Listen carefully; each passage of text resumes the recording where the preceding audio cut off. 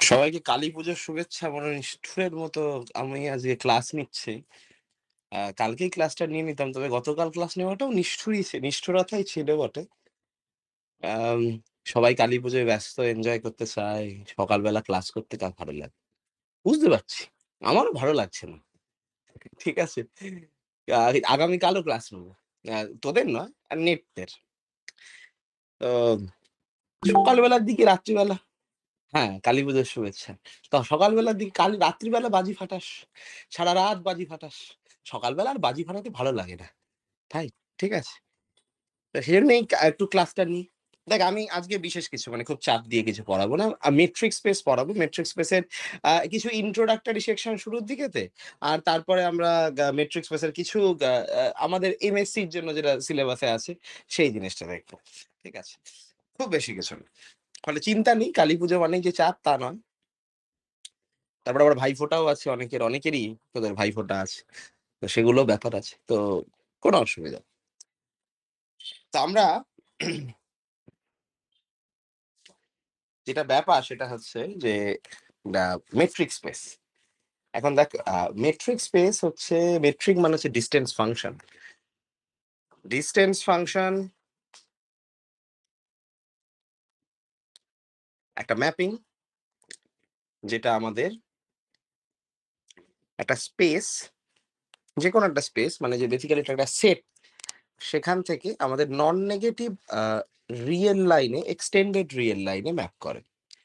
Non negative extended Real লাইনে map করে। কি করে সেটা?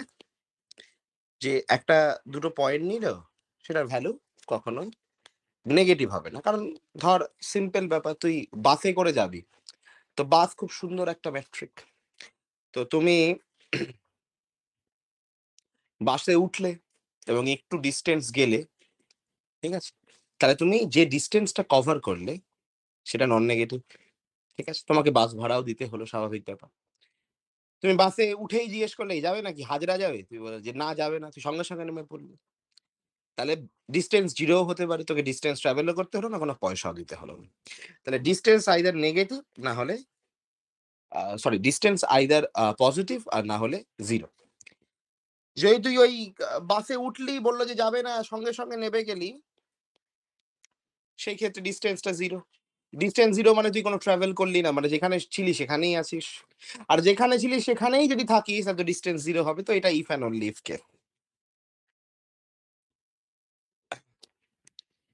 ৩ নম্বর, তুই যে বাসে হাওড়া থেকে কলেজ স্ট্রিট এলি, সাপোজ ২০০ আমি বাস নাম্বার ভুলে গেছি। বোধহয় ২১২ নম্বর আসা যায়। তো সেটাতে কলেজ স্ট্রিট অব্দি এলি। আবার ওই বাসটাতেই কলেজ স্ট্রিট থেকে হাওড়া ব্যাক করলি। তাহলে তোর ভাড়াও সেম লাগলো, ডিসট্যান্সও সেম ট্রাভেল করতে হলো। ফলে ডিসট্যান্স সিমেট্রিক। এবং ৪ নম্বর, তুই হাওড়া থেকে শিয়ালদা যেতে চাস। তুই তো একটা বাসে উঠে পড়লি। বললি যে শিয়ালদা যাবো।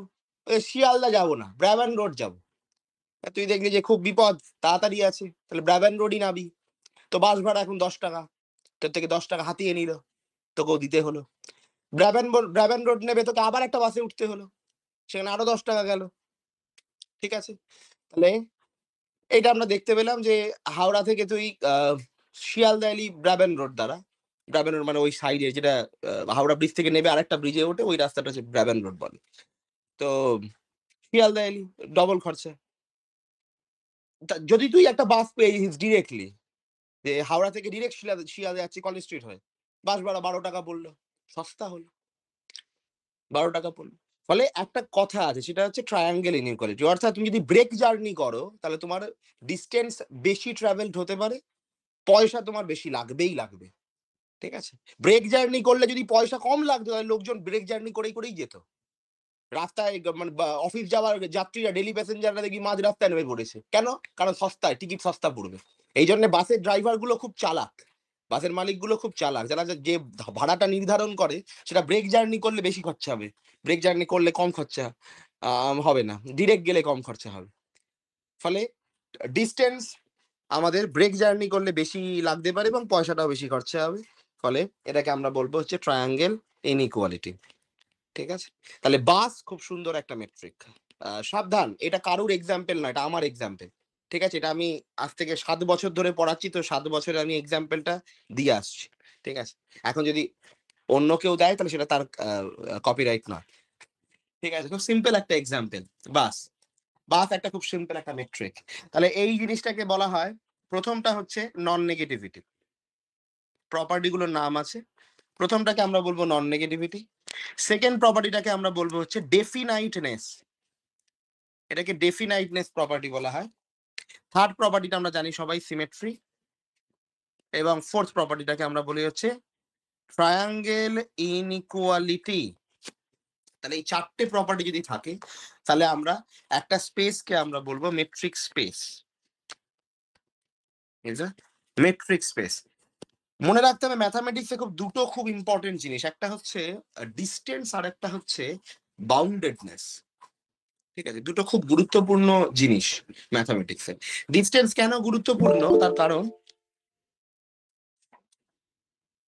ডিসটেন্স কেন গুরুত্বপূর্ণ তার কারণ হচ্ছে যে ডিসটেন্স আমাকে যে আইডিয়াটা দেয়, সেটা হচ্ছে একটা সেট কত দূর অব্দি বিস্তৃত। যদি আমি জানি যে সেটের পয়েন্ট গুলোর মধ্যে ডিসটেন্স হচ্ছে এইরকম ভাবে আছে, তাহলে সেটটা কতটা এলাবোরেটেড সেইটা আমি বার করতে পারবো। আমি জানি যে সেটের প্রত্যেকটা পয়েন্টের সাথে অন্য পয়েন্টের ডিসটেন্স এই জিনিসটাকে ছাড়াবে না।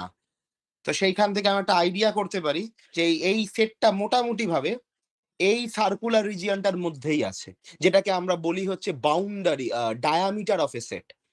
ঠিক আছে? মেট্রিক স্পেস আমরা ডায়ামিটার বলি, ডায়ামিটারটা হচ্ছে সেই কন্ডিশনটা। দুটো পয়েন্টের মধ্যে, সেটের যে কোনো দুটো পয়েন্টের মধ্যে, আরবিটারি পয়েন্টগুলোর মধ্যে যে ডিসটেন্সটা তার সুপ্রিমাম, সেই সুপ্রিমাম একটা রিয়েল নাম্বার, একটা লাইন কনসিডার করব আমরা, লাইন কনসিডার করব, এবং সেই লাইনটাকে রোটেট করিয়ে দেবো 360 ডিগ্রি, তাহলে আমি একটা সার্কেল পেয়ে যাব। ফলে এই কারণের জন্য সেটের ডায়ামিটার বলা হয়। সেটের ডায়ামিটার কথাটা এসেছে কেন? কারণ ওই দুটো পয়েন্টের মধ্যে আরবিটারি সমস্ত পয়েন্টগুলোর মধ্যে ডিস্টেন্সের সুপ্রিমাম নিয়ে সার্কেল বানানো যায় বলে। একটা সার্কেলের ডায়ামিটারটাই হচ্ছে ওই সেটের ডায়ামিটার। ফলে যখনই তুমি একটা সেটের ডায়ামিটার পাও মেট্রিক স্পেসে, তখন সেই ডায়ামিটারের করেসপন্ডিং একটা সার্কেল থাকে যেটাকে পুরোটাকে ঘিরে রাখছে। ফলে ডিসটেন্স আমাকে অ্যাকচুয়ালি দেয় যে একটা ঘেরা টোপ, মানে সেটটা কতটা এলাবোরেটেড হতে পারে, কতটা এক্সটেন্ডেড হতে পারে, তার একটা আহ, বিস্তৃত বর্ণনা আমরা পাই হচ্ছে মেট্রিক স্পেসের যে ডায়ামিটার মানে ডিসটেন্স ফাংশন তার দ্বারা। ঠিক আছে? এবং পরবর্তী ক্ষেত্রে এটাকে নাম দেওয়া হয় ডায়ামিটার অফ এ সেট।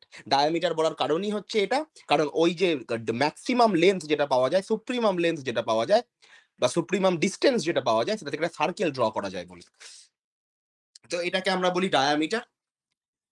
ফলে এখান থেকে একটা খুব গুরুত্বপূর্ণ জিনিস বোঝা যাচ্ছে যে ডিসটেন্স ফাংশন যদি আমাদের জানা থাকে, তাহলে সেটটা ওভারঅল কত দূর এলিমেন্ট গুলো ছড়িয়ে আছে তার একটা বিস্তৃত বর্ণনা করা যেতে পারে। ফলে সেটটাকে আমি তৈরি করতে পারি, সেটার আকার দিতে পারি। এটা খুব গুরুত্বপূর্ণ একটা বিষয়।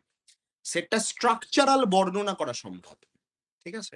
ফলে মেট্রিক স্পেস খুব গুরুত্বপূর্ণ একটা স্পেস, এবং খুব পার্টিকুলারও একটা স্পেস। ঠিক আছে? এর কারণটা মেট্রিক স্পেস খুব জেনারেলাইজড ভার্সন নয়। অবশ্যই টপোলজি এটা জেনারেলাইজড ভার্সন, কিন্তু মেট্রিক এবং টপোলজির মাঝখানেও অনেকগুলো স্পেস আছে। ইউনিফর্ম স্পেস বলা হয়, ইউনিফর্ম স্ট্রাকচারকে ক্যারি করে। বিভিন্ন আরো ২-৩ রকমের স্পেস আছে।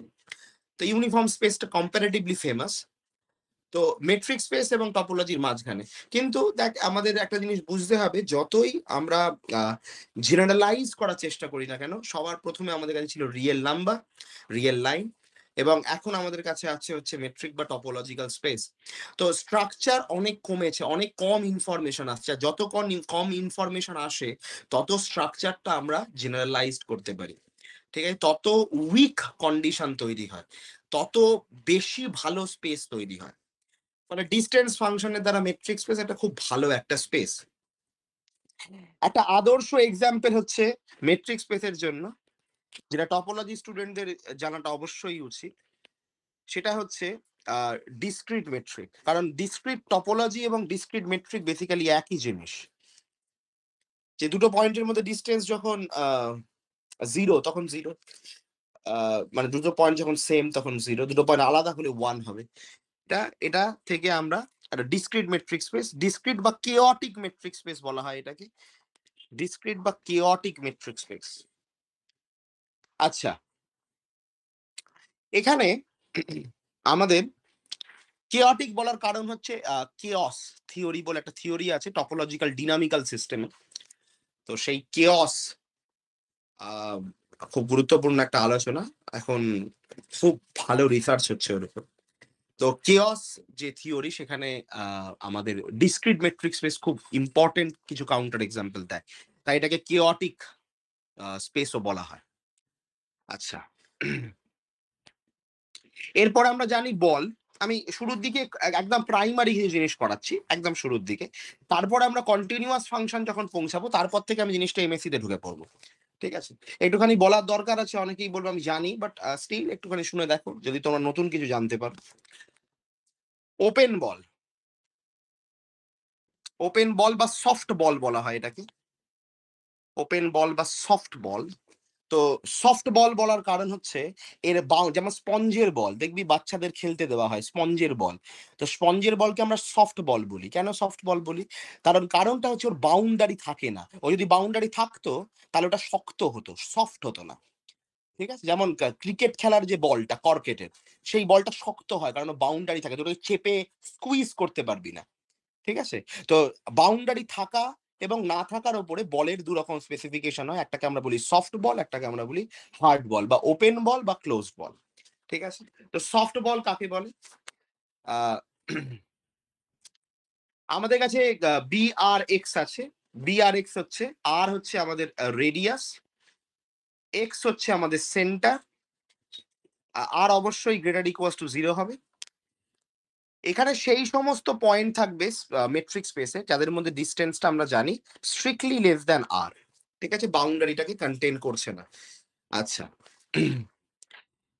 এরপরে হচ্ছে হার্ড বল বা ক্লোজড বল যেটা বাউন্ডারিটাকে কন্টেইন করছে। ক্লোজড বা হার্ড একদম শর্টে নিচ্ছি যেটা হচ্ছে আমার বাউন্ডারিটাকে কন্টেইন করবে লেস ইকুয়ালস টু আর হবে। ঠিক আছে? এবং সেই সমস্ত পয়েন্টের কালেকশন এই ওয়াই গুলো থাকবে হচ্ছে আমাদের ক্লোজড বলের মধ্যে। এই ক্ষেত্রে নোটেশনটা একটু ক্লোজড হয়ে যায়। আমরা বক্স এক্স দিই, মানে থার্ড ব্র্যাকেটের দিই। প্রথমটার ক্ষেত্রে first bracket. First bracket open interval বোঝাতে কাজে লাগে। আর থার্ড ব্র্যাকেট ক্লোজড ইন্টারভাল। তো সেই সেন্সটার জন্যই এখানে ক্লোজড এবং এখানে ওপেন দেওয়া হয়। আচ্ছা। এই দুটো হচ্ছে বলের ডেফিনেশন। আমরা এই দুটো জানি। এরপরে আসছে ওপেন সেটের ডেফিনেশন। ওপেন সেটের একটা মজার বৃত্তান্ত আছে। কি বৃত্তান্ত সেটা? সেটা হচ্ছে ওপেন সেট কাকে বলে? ওপেন সেট বলে হচ্ছে যারা তার প্রত্যেকটা পয়েন্ট ইন্টেরিয়র পয়েন্ট। মানে যার প্রত্যেকটা পয়েন্টের জন্য আমি একটা করে ওপেন বল পাচ্ছি। যেই ওপেন বলটা ওই পয়েন্টটাকে কন্টেইন করবে এবং স্পেসের ভেতরে কন্টেইনড হবে। মানে স্পেস মানে সেক্ষেত্রে ওপেন সেটটার ভেতরে কন্টেইনড হবে। নোটেশনাল ট্রিক যেটা আমি এক্ষুনি বলছিলাম একটা মজার বিষয়। নোটেশনাল ট্রিক আছে একখানা। সে ওপেন সেটে আমরা বলি G is open. G is open if and only if. Definition necessary among sufficient condition. For all x belongs to G, there exists a B. আমি আরেকটু নোটেশনটাকে ঠিক করি। There exists a R x belongs to R plus such that x belongs to B R x of x subset of G. It is true for all x. প্রত্যেকটা x এর জন্য আমি একটা করে এর কারণটা হচ্ছে আর কিন্তু x এর উপর ডিপেন্ড করে হবে। সাপোজ এটা হচ্ছে আমার ওপেন সেট আর আমি বলছি আমি পয়েন্টটাকে নেব এইখান থেকে। তাহলে আমি মোটামুটি এইটাও নিতে পারি আর এটাও নিতে পারি আর এটাও নিতে পারি। যেমন ইচ্ছা আর নিতে পারি। কিন্তু যদি পয়েন্টটা আমার এইখানে এরকম কানায় কানায় থাকে তাহলে আমি আর যেমন ইচ্ছা আর নিতে পারবো না। আমাকে আরটাকে নিতে হবে এই এক্সটার পজিশনের উপর ডিপেন্ড করে। ঠিক আছে? ফলে সবসময় ওপেন সেট যখন আমি বানাবো তার করেসপন্ডিং প্রত্যেকটা এলিমেন্টের জন্য ওপেন বল যেটা সেটার রেডিয়াসটা ওই পয়েন্টটা ওপর ডিপেন্ড করে তৈরি করতে হবে। ঠিক আছে? এইটা হচ্ছে নোটেশনাল কনভেনিয়েন্স। এটা আমাকে ওই পয়েন্টটার উপর ডিপেন্ড করে তৈরি করতে হবে। আদারওয়াইজ ওই বলটা নাও ভেতরে থাকতে পারে। ফলে যেকোনো আর এর জন্য নয়। অনেকে বলবে যে এখানে তো তুমি সাবসেট সাইন দিয়েইছো। এখানে তো তুমি সাবসেট সাইন দিয়েইছো। তার মানে তো থাকতেই হবে। ঠিক আছে? তো এটা অ্যাকচুয়ালি সাবসেট সাইন দিয়েছি বলে থাকতে হচ্ছে তাই নয়। আমি আরটাকে ধরেছি বলে সাবসেট সাইনটা পাচ্ছি। ফলে এইটা ইমপ্লাই করছে এটাকে। এটা এটাকে ইমপ্লাই করে না। ঠিক আছে? এটা বুঝতে হবে যে কারণ আমরা দেখতে পাচ্ছি যদি পয়েন্টটা এখানে হয় তাহলে এই বলটাও বেসিক্যালি জি এর ভেতরে কন্টেন্ট হচ্ছে, আবার এই বলটাও কন্টেন্ট হচ্ছে। ফলে কন্টেন্ট হওয়া মানেই আরটা যে এক্স এর উপর ডিপেন্ড করে তা নয়, আলাদা আলাদা আরও হতে পারে। ওই এক্সাক্ট এক্স এর জন্য আমার আর চাই না, অন্য আর একটা আরবিটারি আর নিলাম, নিতেই পারে, অ্যাজ লং অ্যাজ ওই সেটটা ওই বলটা জি এর মধ্যে আছে। সেটা সামান্যই ফ্যাক্টর যেটা মনে রাখতে হবে। ক্লোজ সেট কাকে বলে? ক্লোজ সেট মানে আমি এফ কে বলবো closed, if and only if F কমপ্লিমেন্টটা হচ্ছে ওপেন। আমরা এইটুকুনি ডেফিনেশন মাথায় রাখবো আপাতত। We don't need derive set, limit point এখনের জন্য প্রয়োজন।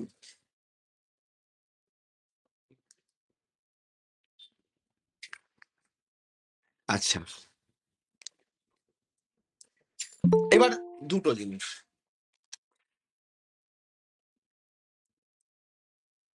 এবার দুটো জিনিস সেটা হচ্ছে যে সিকোয়েন্স এবং কন্টিনিউইটি। আর ছোট্ট দুটো থিওরিটিক্যাল নলেজ। সিকোয়েন্স,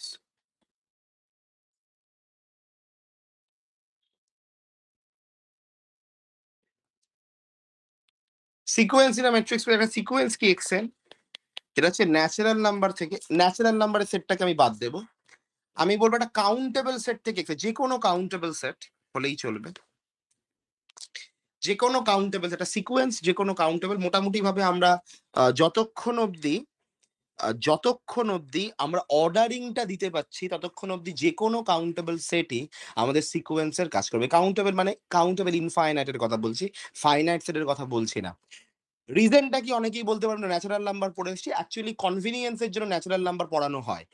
তার কারণটা হচ্ছে কাউন্টেবল সেট, একটা সেটকে আমি কাউন্টেবল তখনই বলবো, ঠিক আছে, ইফ অ্যান্ড অনলি ইফ যখন একটা বাইজেকশন থাকবে ওই সেটটা থেকে ন্যাচারাল নাম্বারে। বাইজেকশন ওয়ান ওয়ান করেসপন্ডেন্সি হতে পারে, নো ইস্যু, মানে ইনজেকশন হলেও চলবে। তো বাইজেকশন খুব ভালো, বাইজেকশনকে আমরা বলি সেট থিওরিটিক্যাল আইসোমরফিজম। বাইজেকশনকে আমরা বলি হচ্ছে সেট থিওরিটিক্যাল আইসোমরফিজম। তো একটা সেটকে আমি কাউন্টেবল সেট বলবো যখন সেই সেটটা ন্যাচারাল নাম্বারের সাথে বাইজেকশন আছে।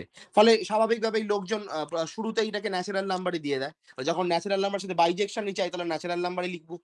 এই কারণের জন্যই ওখানে কনভিনিয়েন্সে আমরা রাখি সবসময় ন্যাচারাল নাম্বার। তো ন্যাচারাল নাম্বার থেকে যে কোনো সেটেই সিকোয়েন্স বানানো সম্ভব, ঠিক আছে, যে কোনো স্পেসে। ফলে তুই যদি রিয়েল স্পেসে বানাস তাহলে তোকে রিয়েল সিকোয়েন্স বলবি, যদি কমপ্লেক্স স্পেসে বানাস তাহলে কমপ্লেক্স সিকোয়েন্স বলবি, ঠিক আছে। টপোলজিক্যাল স্পেসে বানালে টপোলজিক্যাল স্পেসের সিকোয়েন্স, ঠিক আছে, মেট্রিক স্পেসে বানালে মেট্রিক স্পেসের সিকোয়েন্স। তো সিকোয়েন্স বেসিক্যালি একটা ম্যাপিং যেটা আমাদের আহ, আহ, একটা অর্ডারিং দিচ্ছে, দ্যাটস ইট। কনভার্জেন্স, কনভার্জেন্টের ডেফিনেশন কি খেয়াল রাখতে হবে যে আমরা বলছি সাপোজ রিয়েল লাইন, আমরা বলছি এক্স এন কনভার্জ করছে আলফাতে, এক্স এন কনভার্জ করছে আলফাতে, আলফা এখানে একটা পয়েন্ট রয়েছে। এবার সিকোয়েন্স কনভার্জ করছে আলফাতে মানে আমরা নোটেশন লিখি যে প্রত্যেকটা এপসিলন গ্রেটার দ্যান 0 হওয়ার জন্য একটা ন্যাচারাল নাম্বার পাওয়া যায় depending on epsilon such that dxn comma alpha is less than epsilon for all n greater equals to k epsilon। এটাই তো নোটেশন, এটাই তো নোটেশনাল বক্তব্য। তো এর মানেটা কি, প্রত্যেকটা এপসিলনের জন্য তো স্বাভাবিক ব্যাপার, যদি আমি বলি এপসিলনটা এরকম, এইটা হচ্ছে আমার একটা এপসিলন, ঠিক আছে, তাহলে alpha minus epsilon, alpha plus epsilon. কিন্তু ভালো করে দেখো সিকোয়েন্স গুলো সাপোজ আছে এরকম ভাবে।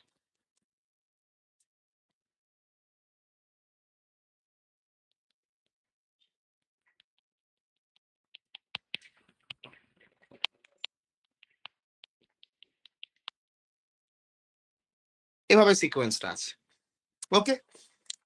তুমি আলফা নিলে, দেখা গেল এটা সিকোয়েন্সের, এটা সিকোয়েন্সের হচ্ছে এক্সএন হচ্ছে সিকোয়েন্সের, এটা হচ্ছে সিকোয়েন্সের 5 নম্বর টার্ম, x5 থেকে সবাই আছে, x5 এবং তারপর থেকে সবাই আছে। এবার আমি বললাম যে না আমি এই এপসিলন নেব না, আমি এরকম একটা এপসিলন নেব, alpha plus epsilon alpha minus এটা এপসিলন ড্যাশ, আমি এই এপসিলন ড্যাশটা নেব।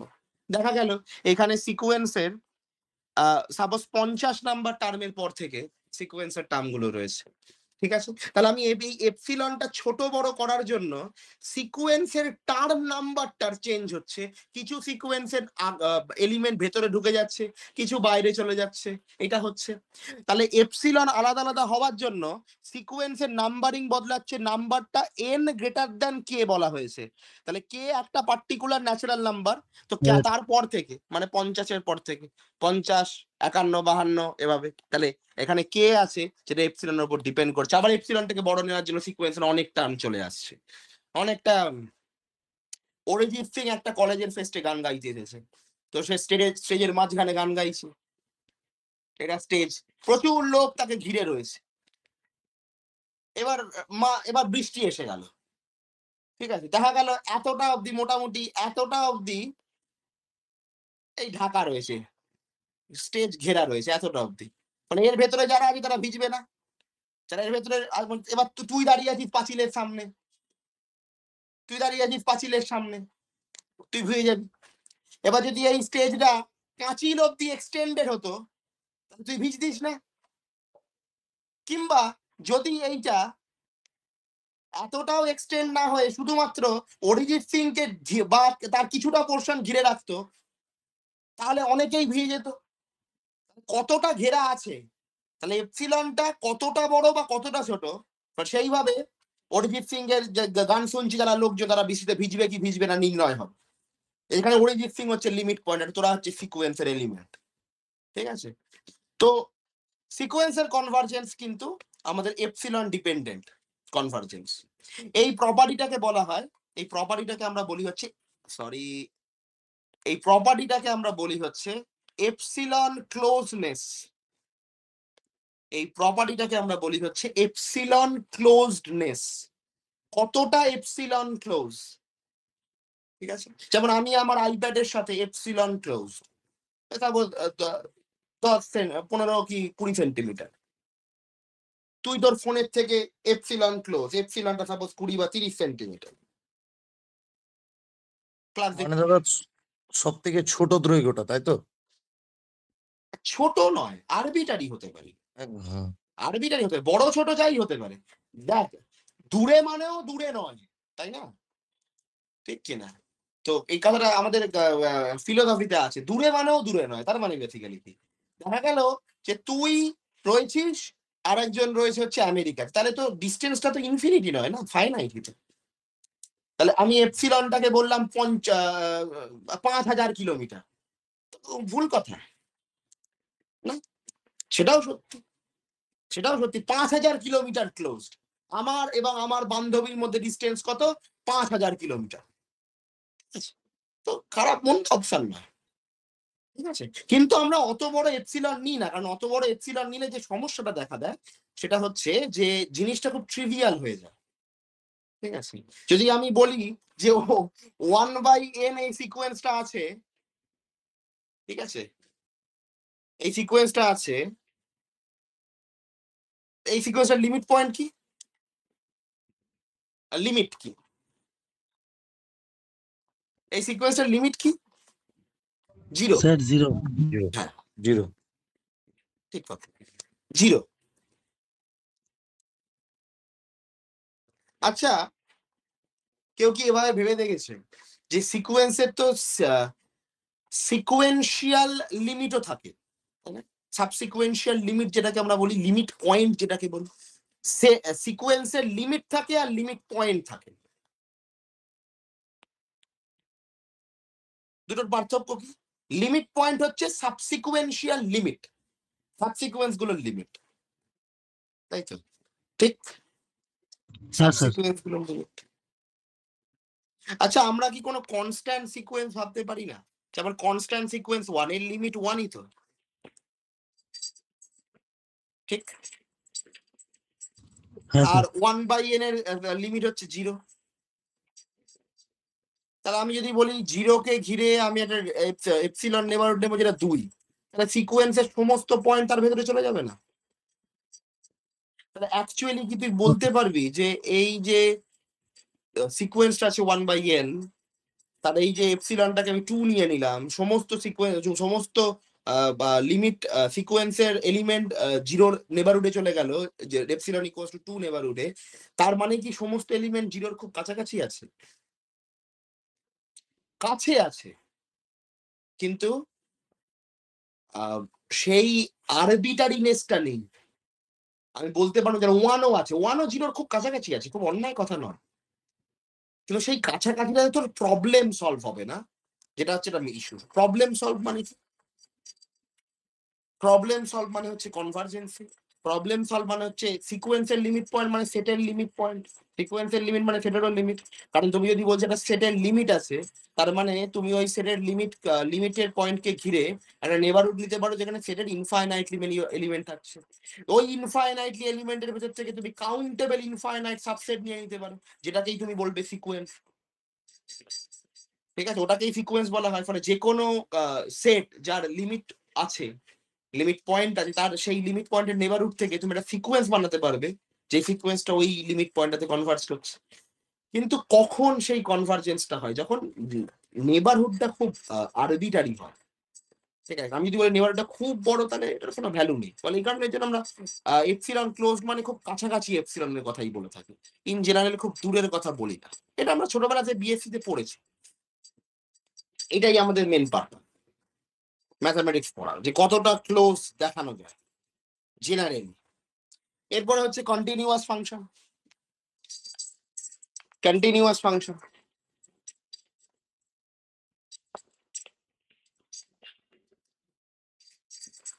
ডেফিনেশন এন্ড থিওরেম দুটোই একসাথে বলতে পারো।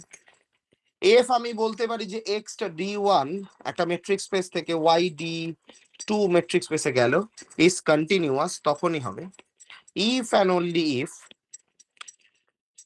প্রত্যেকটা জি যেটা ওয়াই এর ভেতরে আছে such that G is open, কোডোমেনে যেটা ওপেন সেট, ঠিক আছে, তার যে প্রি ইমেজ, তার pre image in open in x. Pre image মানে কি? What is pre image? এটা ইনভার্স সাইন মনে হতে পারে, বাট এটা ইনভার্স বোঝানোর জন্য দেওয়া হচ্ছে না। আমি অ্যাকচুয়ালি এই নোটেশনটা ইউজ করি না, কিন্তু প্রত্যেকটা বই ইভেন ইউনিভার্সিটির নোটেও এই নোটেশন দেওয়া। অ্যাকচুয়াল নোটেশন হচ্ছে এটা, pre image of F, pre image with respect to F of G. ঠিক আছে, কিন্তু এখানে এফ ইনভার্স, এটা ইনভার্স নয় কিন্তু এখানে। হ্যাঁ, এখানে আমি এটাকে ইনভার্স বলছি না, এটা প্রি ইমেজের নোটেশন হিসাবেও অনেকে ইউজ করে, প্রি ইমেজের নোটেশন। ঠিক আছে, কি বলতে চাইছে সবার আগে বুঝতে হবে প্রি ইমেজ মানে কি। কেউ বলতে পারবে প্রি ইমেজ মানে কি? বল, কাকে বলে প্রি ইমেজ? আরে বলো, লজ্জা পেও না, কাকে বলে pre If image? yes, for which fx belongs to G.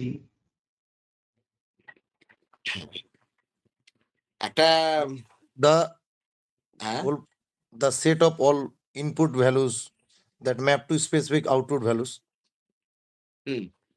একই কথা।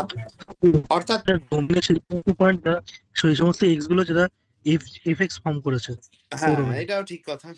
Apex. এখানে প্রি ইমেজ অফ জি মানে সেই সমস্ত পয়েন্টের কালেকশন যার ইমেজটা জি এর ভেতরে যায় আর কি। ঠিক আছে? সেই সমস্ত পয়েন্টের কালেকশন যার ইমেজটা জিতে যায়। অ্যাকচুয়ালি এটাকে ট্রেস করা যায় দুভাবে, যেমন ইনভার্সের সাথে প্রি ইমেজের ডিফারেন্সটা কি বলতে পারবে? What is the difference between pre image and inverse of A function? Sir এই ইনভার্সটা হচ্ছে বাইজেক্টিভ ম্যাপ এক্সিস্ট করতে হবে, আর না প্রি না না ইমেজটা না না না না না না, আমি One সেটা is চাইছি that না। হ্যাঁ বল।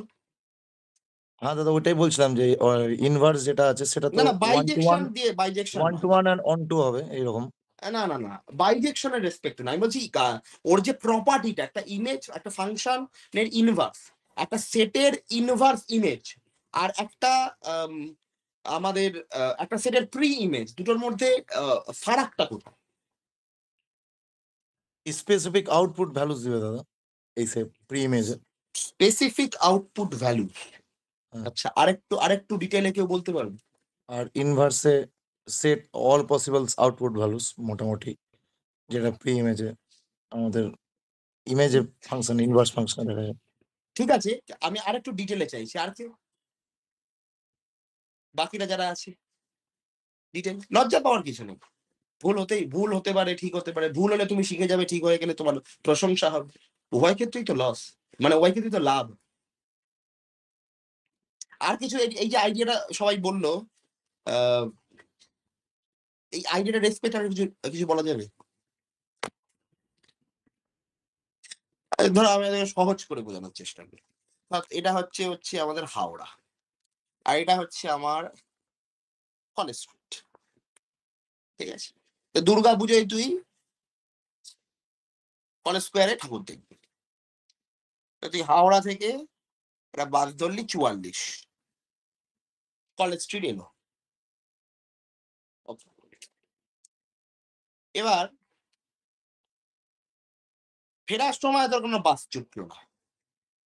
দুজন আছিস, একজনের বাস জুটলো, এসে একটু আগে বেরিয়ে পড়েছিল, আরেকজন একটুখানি মনে করে আর একটু ঘুরে দেখবো, তার বাস জোটেনি। তো দুজন ব্যক্তি, একজনের বাস জুটলো 219, আর আরেকজন ব্যক্তি যার বাস জোটেনি, সে কি করলো? ওই যে রাস্তা দিয়ে এসেছিল সে রাস্তা হাঁটতে হাঁটতে হাঁটতে হাঁটতে হাঁটতে হাঁটতে হাঁটতে হাঁটতে আরো একটু হাঁটতে হেঁটে হেঁটে হাওড়া পৌঁছালো। আমাকে বলতে পারবি এদের মধ্যে কোনটা ইনভার্স আর কোনটা প্রি ইমেজ? 219টা ইনভার্স আর বেগুন মানে যেটা আমি হেঁটে কভার করলাম ওটা প্রি ইমেজ হবে। হ্যাঁ স্যার। এক্স্যাক্টলি, অর্থাৎ ট্রেস ব্যাক করা। অর্থাৎ আমি যে রুটে একটা ফাংশন একটা পয়েন্টকে অন্য একটা পয়েন্টে পৌঁছে দিয়েছে, আমি যদি সেই রুটটা ধরে আবার ফিরে আসি, তাহলে আমি যেখানে পৌঁছাবো সেটা হচ্ছে আমার প্রি ইমেজ।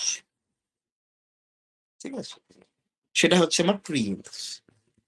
আর যদি আমি ফেরার সময় অন্য একটা ফাংশন পাই যে আমাকে আমার রুটেই পৌঁছে দিচ্ছে, আমার যেখানে আহ, আমার যেখানে শুরু সেখানেই পৌঁছে দিচ্ছে, কিন্তু একইভাবে নয়, সেটা হচ্ছে আমার ইনভার্স। একটা ক্ষেত্রে আমাকে ট্রেস ব্যাক করতে হবে, আমি যে রাস্তায় এসেছি একদম সেই রাস্তা ধরে ফিরে আসা। যেমন তুই রাস্তার রটুকুও জানিস না, কিন্তু তোকে নতুন জায়গায় যেতে হবে, তুই যে রাস্তা ধরে গেলে ঠিক সেই রাস্তা ধরেই ফিরবি। স্বাভাবিক ব্যাপার, তুই ওখানে ওখানে পাকামি করবি না যে এই গলি দিয়ে ঢুকি ওই গলি দিয়ে ঢুকি, খুঁজেই পেলি না রাস্তা, সেটা করবি না। তো নর্মালি যে অচেনা জায়গায় গেলে তোরা যে রাস্তা দিয়ে যাস ঠিক সেই রাস্তা দিয়েই আসিস। ইনভার্সটা সেটা নয়, ইনভার্সটা হচ্ছে চেনা রাস্তা। আমার বাড়ির পাড়া, আমি এখান থেকে আমার মামার বাড়ি গেলাম, ফেরার পথে অন্য রাস্তা দিয়ে ঘুরে ফিরলাম, পসিবল। ফলে ইনভার্স আর প্রি ইমেজের মধ্যে এটা হচ্ছে একটা খুব বড় সড়ো ডিফারেন্স। এবার তাহলে বলছে যেটা কোডোমেনে ওপেন সেট, তাকে যদি তুমি ফিরিয়ে নিয়ে আসো, ট্রেস ব্যাক করো, তার যে পথে সেখানে এসেছিল সেই পথ ধরেই ফিরে যাও, তাহলে তুমি যেখানে গিয়ে পৌঁছাবে সেইটাও যদি একটা ওপেন সেটই থেকে থাকে, মানে যেখান থেকে এসেছিল সেটাও একটা ওপেন সেটই ছিল, ঠিক আছে, তাহলে এটাকে আমরা সরি এটাকে আমরা বলবো ওপেন সেট।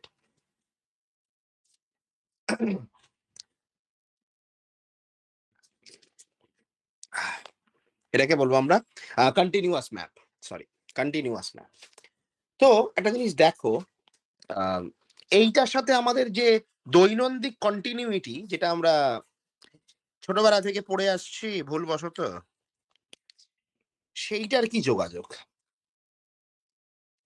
ছোটবেলা থেকে যে কন্টিনিউইটা পড়ছি তার কি যোগাযোগ? আমরা ছোটবেলাতে যে কন্টিনিউটা পড়েছি সেটা হচ্ছে এক্স এবং সি এর মধ্যে ডিস্টেন্স যদি লেস দ্যান ডেল্টা হয়, তাহলে এফ অফ এক্স এবং এফ অফ সি এর মধ্যে ডিস্টেন্সটা হবে লেস দ্যান এপসিলন, যেখানে অবশ্যই ডেল্টা কিন্তু ডিপেন্ডিং অন এপসিলন ছিল, এখানেও ডিপেন্ডেন্সি আছে। তো তার অর্থটা কি? এইটা হচ্ছে আমার পয়েন্টটা হচ্ছে সি, আর এইটা হচ্ছে আমার পয়েন্টটা হচ্ছে F of C.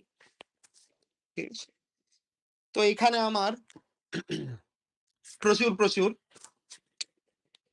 Functional value আছে,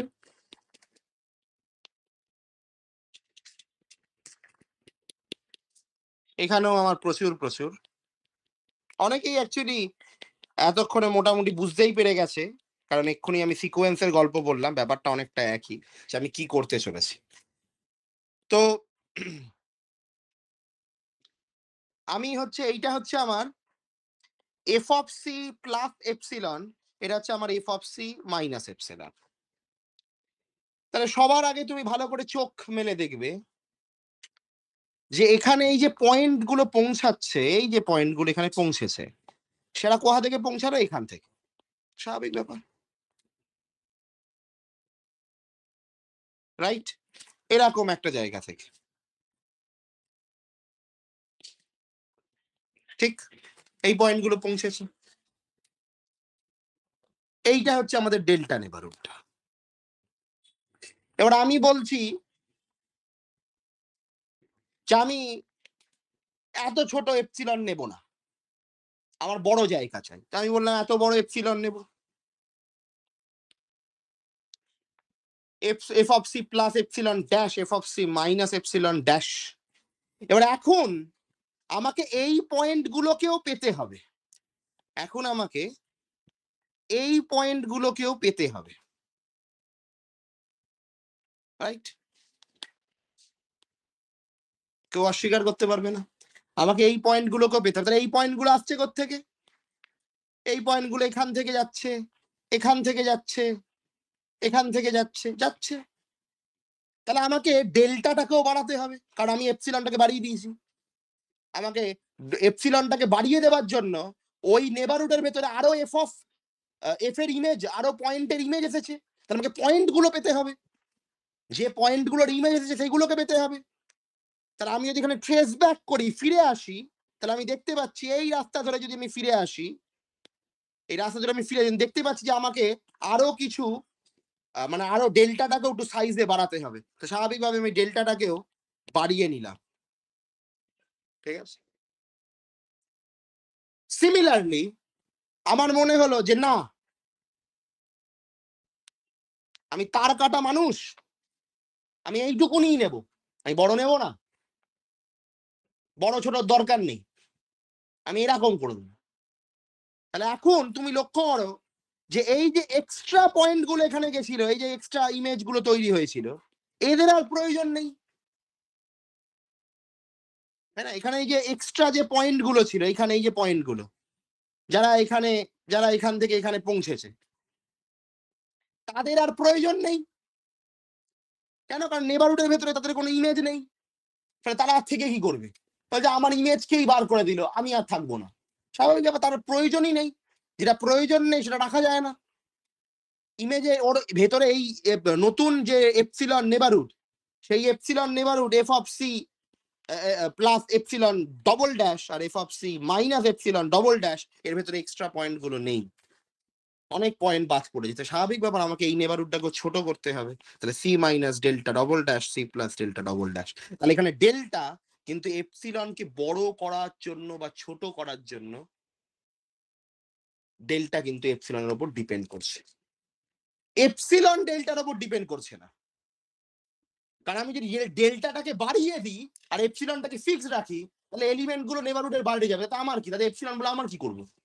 আমার নেবারহুড ওইটুকুনি ধরতে পারবে, তুমি বাড়িয়েছো কেন ডেল্টাকে? আমি যদি ডেল্টাটাকে বাড়াই নিজের ইচ্ছায়, এপসিলনকে না বাড়িয়ে, তাহলে কোনো লাভ নেই, কারণ এক্সট্রা কিছু পয়েন্ট যাবে যারা বাইরে যাবে, তো বাইরে যাচ্ছে। ফাংশন বলছে আমার সমস্ত পয়েন্টকে কি ওইখানেই পৌঁছানো আমার দায়িত্ব নাকি? আমার দায়িত্ব না। আমি একটা লোককে চাংদোল্লা করে এনে ঘরে ঢুকিয়ে দেবো, এইটুকুনি আমার কাজ। ঘরে সোফায় বসাবো নাকি বিছানায় বসাবো নাকি চুলে বসাবো, আমার সেটা দেখার দায়িত্ব না, আমার ঘরে ঢোকানো দায়িত্ব। এখানে ফাংশন এক্সট্রা পয়েন্ট পাচ্ছে, ঠিক আছে, কিন্তু নেবারহুডেই যাবে এরকম কোনো গ্যারেন্টি নেই। ফলে ডেল্টাকে বড় করা বা ডেল্টাকে ছোট করা, বিশেষ করে বড় করা, এতে আমাদের কোনো এপসিলনের কোনো ক্রেডিট নেই। ডেল্টাকে তুমি বড় করলে এপসিলনের ওপর কোনো এফেক্ট হবে না। বড় করেছো, ছোট করলে অনেকে বলতে পারে না ছোট করে দিলাম, তাহলে এখন এপসিলন, হ্যাঁ ঠিক আছে ছোট করে দিলে এপসিলনের ভেতরে কম পয়েন্ট রয়েছে এখন, কিন্তু নেবারহুড তাও এপসিলনটাকেও সেক্ষেত্রে ছোট হতে করতে হবে বলা যায়, কারণ আমি ডেল্টাটাকে একটু ছোট করে দিয়েছি, ফলে এখন এপসিলন এর ভেতরে, এপসিলন নেবারহুডের ভেতরে অনেক পয়েন্ট আর নেই, ফলে এপসিলনটাকে ছোট করে দেওয়া খুব স্বাভাবিক ব্যাপার। সেটা করতে পারি, কিন্তু উভয় ক্ষেত্রেই হচ্ছে না। আগে যেরকম এপসিলনকে বড় ছোট উভয় করাতেই ডেল্টাকে বড় ছোট করতে হচ্ছিল, এখানে ডেল্টাকে বড় করার জন্য এপসিলনের কোনো ক্রেডিট আসছে না। ডিপেন্ডেন্সি কখন হয়? ডিপেন্ডেন্সি কখন হয়? যখন সব রকম ভাবে মানুষ ডিপেন্ডেন্ট হয়। ঠিক আছে, মানুষ অ্যাকচুয়ালি ডিপেন্ডেন্ট নয়, মানুষ অবশ্যই ইন্টার ডিপেন্ডেন্ট। অনেকে বলে আমি খুব আমি ইন্ডিপেন্ডেন্ট, ইন্ডিপেন্ডেন্ট বলে কোনো কথা হয় না। ঠিক আছে, অ্যাকচুয়ালি এটা একটা বড় সমস্যা, জানিস তো। ঠিক আছে, মানে পিওর ম্যাথমেটিক্স যেহেতু ফিলোসফি, অ্যাপ্লাইড ফিলোসফিকে পিওর ম্যাথমেটিক্স বলা হয়। তো অ্যাকচুয়ালি ইন্ডিপেন্ডেন্ট বলে কোনো কথা হয় না, তুমি কোনোদিনই ইন্ডিপেন্ডেন্ট নও। মানুষ জাতটা ইন্টার ডিপেন্ডেন্ট, ইন্ডিপেন্ডেন্ট নয়। ঠিক আছে, ইন্ডিপেন্ডেন্সি মানে কি? ইন্ডিপেন্ডেন্সি মানে হচ্ছে যদি আমাকে আমার মা বলে আমি আজকে ভাত রান্না করে দেবো না, আমি রান্না করে খেয়ে নেবো, দ্যাট ইজ কল্ড ইন্ডিপেন্ডেন্সি। ঠিক আছে, এই আমরা ইন্টার ডিপেন্ডেন্ট, আমার মা আমাকে রান্না করে খাওয়াচ্ছে, আমি ইন্টার ডিপেন্ডেন্ট। মানুষ সমাজটাই মানে পুরো প্রকৃতিটাই ইন্টার ডিপেন্ডেন্ট, ইন্ডিপেন্ডেন্ট নয়, সেলফ রিলায়েন্ট। ইন্ডিপেন্ডেন্ট না, আমি বলতে পারি আমি ইন্ডিপেন্ডেন্ট না। ইন্ডিপেন্ডেন্ট কথার অর্থটা লোকজন ভুল বার করে, আমি সবকিছু করে নেবো, কোনোদিনই করতে পারবে না। তুমি যেখানে চাকরি করছো, চাকরির লোকের পয়সা না দিলে তোমার সংসার চলবে না। তুমি যেখানে পড়তে যাচ্ছ সেখান থেকে তোমাকে লাথি মেরে ভাগিয়ে দিলে তোমার কলেজের ডিগ্রিটা গেল। তুমি ডিপেন্ড করেই আছো তোমার কলেজের উপরে, ইনস্টিটিউটের উপরে, ইউনিভার্সিটির উপরে। ইউনিভার্সিটি বলে পরীক্ষা নেবো না, যা পারিস করে নে, তা কেউ কিছু করতে পারবে না। ঠিক আছে, তো আমরা ইন্টারডিপেন্ডেন্ট স্পিসিস। ইন্ডিপেন্ডেন্সি কথার অর্থ হচ্ছে যদি আমাকে আমার আমার মা বলে যে আমি তোকে রান্না করে দেবো না, আমি রান্না করে খেতে পারবো, তার মানে আমি independent. That is the meaning of independency. তো এখানে এপসিলন এবং ডেল্টা, কিন্তু এখানে এপসিলনটা ইন্ডিপেন্ডেন্ট। ঠিক আছে, ইন্টারডিপেন্ডেন্ট নয়। এপসিলন বড় করার জন্য আমাকে ডেল্টাকে বড় করতেই হবে, এপসিলনকে ছোট করার জন্য ডেল্টাকে ছোট করতেই হবে। ডেল্টা কে বড় করার জন্য আমি এপসিলনকে বড় করার দরকার নেই, ফলে ইন্টারডিপেন্ডেন্সিটা চলে গেল। ঠিক আছে, ফলে এপসিলন ফ্রি, এখানে ডেল্টা ফ্রি নয়। ফলে এবার দেখ, তাহলে এখানে অর্থটা তো আলটিমেটলি তাই হলো, আমি এখানে যা নিচ্ছি আমাকে ব্যাকে ফিরে আসতে হচ্ছে, তাই না? আমি এখানে যা নিচ্ছি আমাকে ব্যাকে ফিরে আসতে হচ্ছে। ফলে X minus C less than delta মানে বেসিক্যালি কি, C minus delta less than X less than C plus delta, অর্থাৎ C minus delta comma C plus delta, এটা একটা ওপেন সেট, তাই না? This a open set. Similarly F of X minus epsilon, F of X minus F of C, এটা F of হ্যাঁ F of C less than epsilon ছিল, তার মানে basically কি F of C minus epsilon, F of C plus epsilon, open interval, that is open set, that is open set. ফলে এখন যেহেতু delta C এর উপর ডিপেন্ড করছে, ডেল্টা এপসিলনের উপর ডিপেন্ড করছে, ফলে এপসিলনকে বড় ছোট করার জন্য ডেল্টাও বড় ছোট হচ্ছে। ফলে সেই কারণের জন্য আমরা বলছি এফ অফ সির প্রি ইমেজ, কারণ আমি যখন ডেল্টাকে বড় ছোট, এপসিলনকে বড় ছোট করব, তখন আমাকে ফিরে এসে দেখতে হবে ডেল্টা বড় ছোট হচ্ছে কিনা, না হলে খুব বিপদ। ফলে এই কারণের জন্য কন্টিনিউটির অ্যাকচুয়াল ডেফিনেশনে কোডোমেনে যেমন ওপেন সেট হবে, প্রি ইমেজে গিয়ে আমাকে দেখতে হবে সেটা ওপেন এখনো থাকছে কিনা। ঠিক আছে, কারণ আমরা বেসিক আইডিয়াটা রিয়েলে পেয়েছি যে এপসিলনকে বড় বা ছোট করার জন্য, এটা কোডোমেন, এটা কোডোমেন, এপসিলনকে বড় বা ছোট করার জন্য কোডোমেনে, যেটা একটা open set, epsilon neighbourhood open set, সেটাকে বড় ছোট করার জন্য আমাকে ফিরে এসে দেখতে হচ্ছে ডেল্টা বড় ছোট হচ্ছে কিনা, বা ডেল্টাটাও একটা ওপেন সেট, তাহলে প্রি ইমেজ ওপেন হচ্ছে কিনা। এইটাই অ্যাকচুয়াল আলোচনা, যেটা আমরা ছোটবেলা থেকেই পড়ে আসছি যখন আমরা এপসিলন ডেল্টা ডেফিনেশন দিয়েছিলাম। ঠিক আছে, যে ওপেন সেটের প্রি ইমেজ ওপেন হতে হবে, তাহলে আমরা বলবো কন্টিনিউয়াস ম্যাপ। ওপেন সেটের প্রি ইমেজ ওপেন হতে হবে, তাহলে আমরা বলবো হচ্ছে ম্যাপটা হচ্ছে কন্টিনিউয়াস। এটা আমরা ছোটবেলা থেকেই করছি, আমরা ছোটবেলা থেকেই বলে আসছি যে ডেল্টা ডিপেন্ডিং অন এপসিলন, মানে ছোটবেলা থেকেই আমরা করে আসছি ওপেন সেটের প্রি ইমেজ ওপেন। এই কারণে মাপার বইতে ডেফিনেশনও আছে, তারপরে এই ওপেন সেটের pre image open if and only if condition continuous, সেটা মাপার বইতে প্রমাণও করে দেওয়া আছে, ওপেন সেটের জন্য আছে, ক্লোজ সেটের জন্য আছে। ঠিক আছে, এবং পরীক্ষাতেও ওপেন সেটের প্রমাণটা আসে। ঠিক আছে, তাহলে বোঝা গেল continuity, epsilon dependency, sequential criteria, natural নাম্বারটা এপসিলন ডিপেন্ডেন্ট, আইডিয়া দুটো ক্লিয়ার হয়েছে। এই মিনিমাম আইডিয়া দুটো আমাদের জানতে হবে। এটা আমাদের হোমিওমরফিজমে লাগবে, টপোলজি মেট্রিক স্পেসে হোমিওমরফিজম আছে, টপোলজি তো আছে। কারো যদি কেউ জিজ্ঞেস করার থেকে জিজ্ঞেস করতে পারো।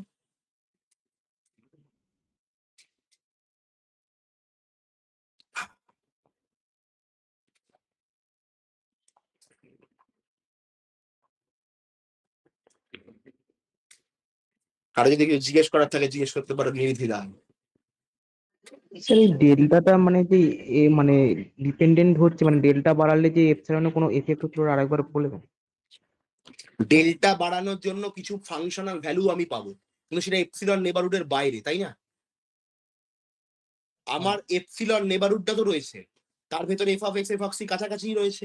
আমার এপসিলন নেবারহুডটা কি জোর করে বাড়ানোর দরকার পড়ছে ডেল্টা বাড়ালে?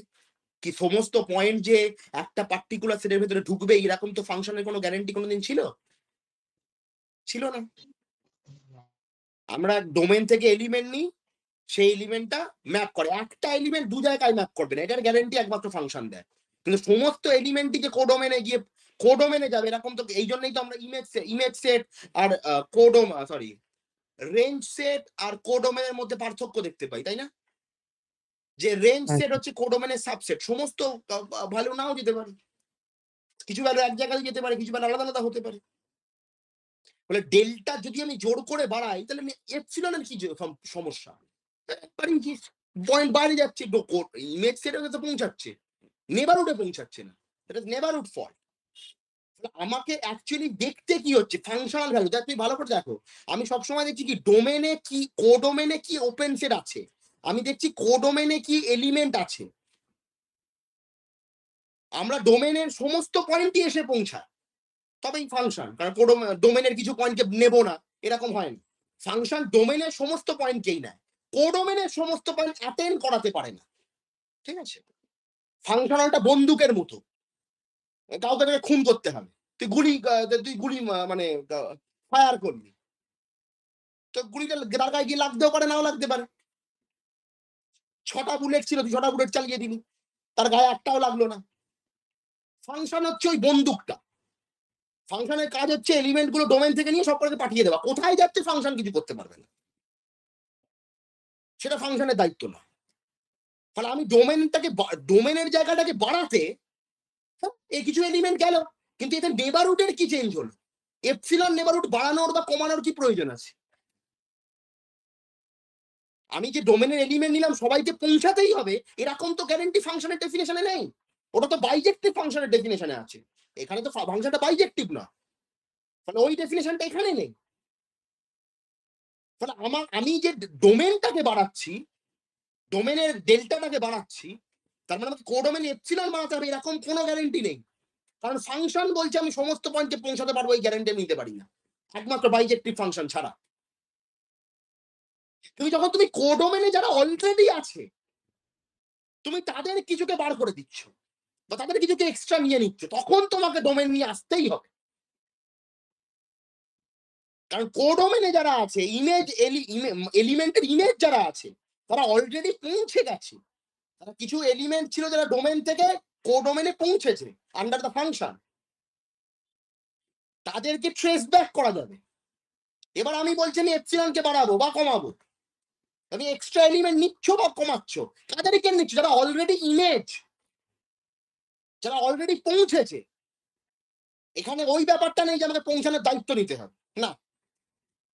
যেমন সিম্পল কথা, বিয়ে বাড়িতে তুই কাউকে ডেকেছিস খাওয়ার জন্য, সবাইকে 10 জনকে তোর বিয়ে 10 জনকে তুই নিমন্ত্রণ করেছিস, 10 জনের মধ্যে 7 জন এলো, 7 জনকে ভালো মতো খাওয়ানোটা তো দায়িত্ব, 3 জন এলো না সেটা তো দায়িত্ব নয় কিন্তু, তাই না?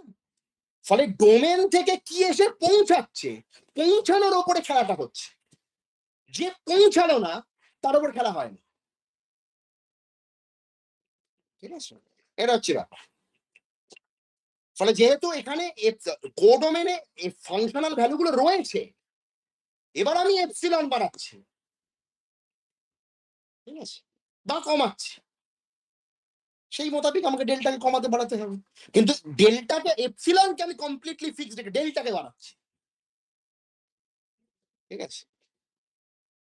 ঘরে 10 জন বসতে পারে, তুই 50 জনকে ডেকেছিস, বসতে পারবে? পারবে না। লোকজন এভাবেই পড়ায় এখনকার দিনে। যাই হোক, জায়গা 10 জনের পড়ছে 50 জন, পড়তে পারবে কি? পারবে না, বসতেই পারবে না, পড়া অনেক দূরের কথা।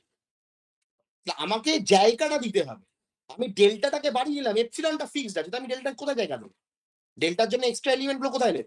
এবার আমি ঘরটাকে বাড়িয়েছি, তাহলে এবার আমি বলতে পারি ঠিক আছে আমি ঘর এখন বাড়ালাম, আমার ক্যাপাসিটি আমার পড়ানোর অনেক বেশি, এবার তাহলে আমি আরো বেশি স্টুডেন্ট নিতে পারি, লজিক্যাল। আমি ঘরটাকে খুব ছোট করে দিলাম, 20 জন পড়বে, 20 জনের ক্যাপাসিটির লোকই নিতে হবে আমার, সিম্পল আইডিয়া। ঠিক আছে, মানে কোডোমেনের ওপর ডিপেন্ড করে আমাদের কন্টিনিউইটি, কোডোমেনে কিরকম মাল রয়েছে, সেই মালটার পরিবর্তন করলে ডোমেনে পরিবর্তন যেটা হচ্ছে সেই পরিবর্তনটা কি একই রকমের পরিবর্তন? যদি কোডোমেনে ক্লোজ সেট থাকে তাহলে তার প্রি ইমেজ ডোমেনেও কি ক্লোজ সেট? কোডোমেনে যদি ইমেজটা ওপেন সেট হয় তাহলে প্রি ইমেজটা কি ডোমেনে ওপেন সেট? পরিবর্তনটা কি একই? যদি একই হয় তাহলে ফাংশনটা কন্টিনিউয়াস, কারণ পরিবর্তনটাকে সেম রেখেছে, কন্টিনিউইটি বজায় রেখেছে। ঠিক আছে, কন্টিনিউইটি মানে ফ্লো, জল বইছে, কন্টিনিউয়াস ফ্লো। একটা এ আছে, অনেকে বলে আবার কন্টিনিউইটি, এই পেনটাকে ঢাকালাম, পেনটাকে তুলে চালিয়ে দিলাম, এটা কন্টিনিউইটি ডেফিনেশন নয়, এটা পাথ কানেক্টেডনেস এর ডেফিনেশন। ঠিক আছে, লোকজন কেন যে চালায় আমি বুঝতে পারি না। This is not the definition of continuity, the definition of path connectedness. আমি কখনো তুললাম না, যেই তুললাম ডিসকন্টিনিউইটি, সত্যি কথা, তুললাম ডিসকানেক্টেডনেস, এটা অন্যরকম, এটা হেইনি ক্রাইটেরিয়া অফ কন্টিনিউইটি বলা হয় এটা, যেখানে কানেক্টেডনেস তা আছে পরে পড়বি বলা হয়, সে সাথে এইটা যোগাযোগ নেই। কন্টিনিউইটি মানে হচ্ছে এইটা একদম ডিসক্রিট। ঠিক আছে, যে আমি ওপেন সেট পাঠাচ্ছি, ওপেন সেট ওখানে রয়েছে, ফেরত ফিরিয়ে আনা মালটাও কিন্তু ওপেন সেটই ছিল, মানে যেখান থেকে এসেছে তার সেও ওপেন সেটই ছিল। ঠিক আছে,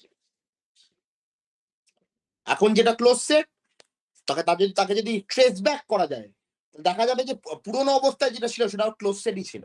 দ্যাট ইজ দ্য কন্টিনিউইটি, ফাংশনের কন্টিনিউইটি, ফাংশন ওই আইডিয়াটাকে প্রিজার্ভ করছে।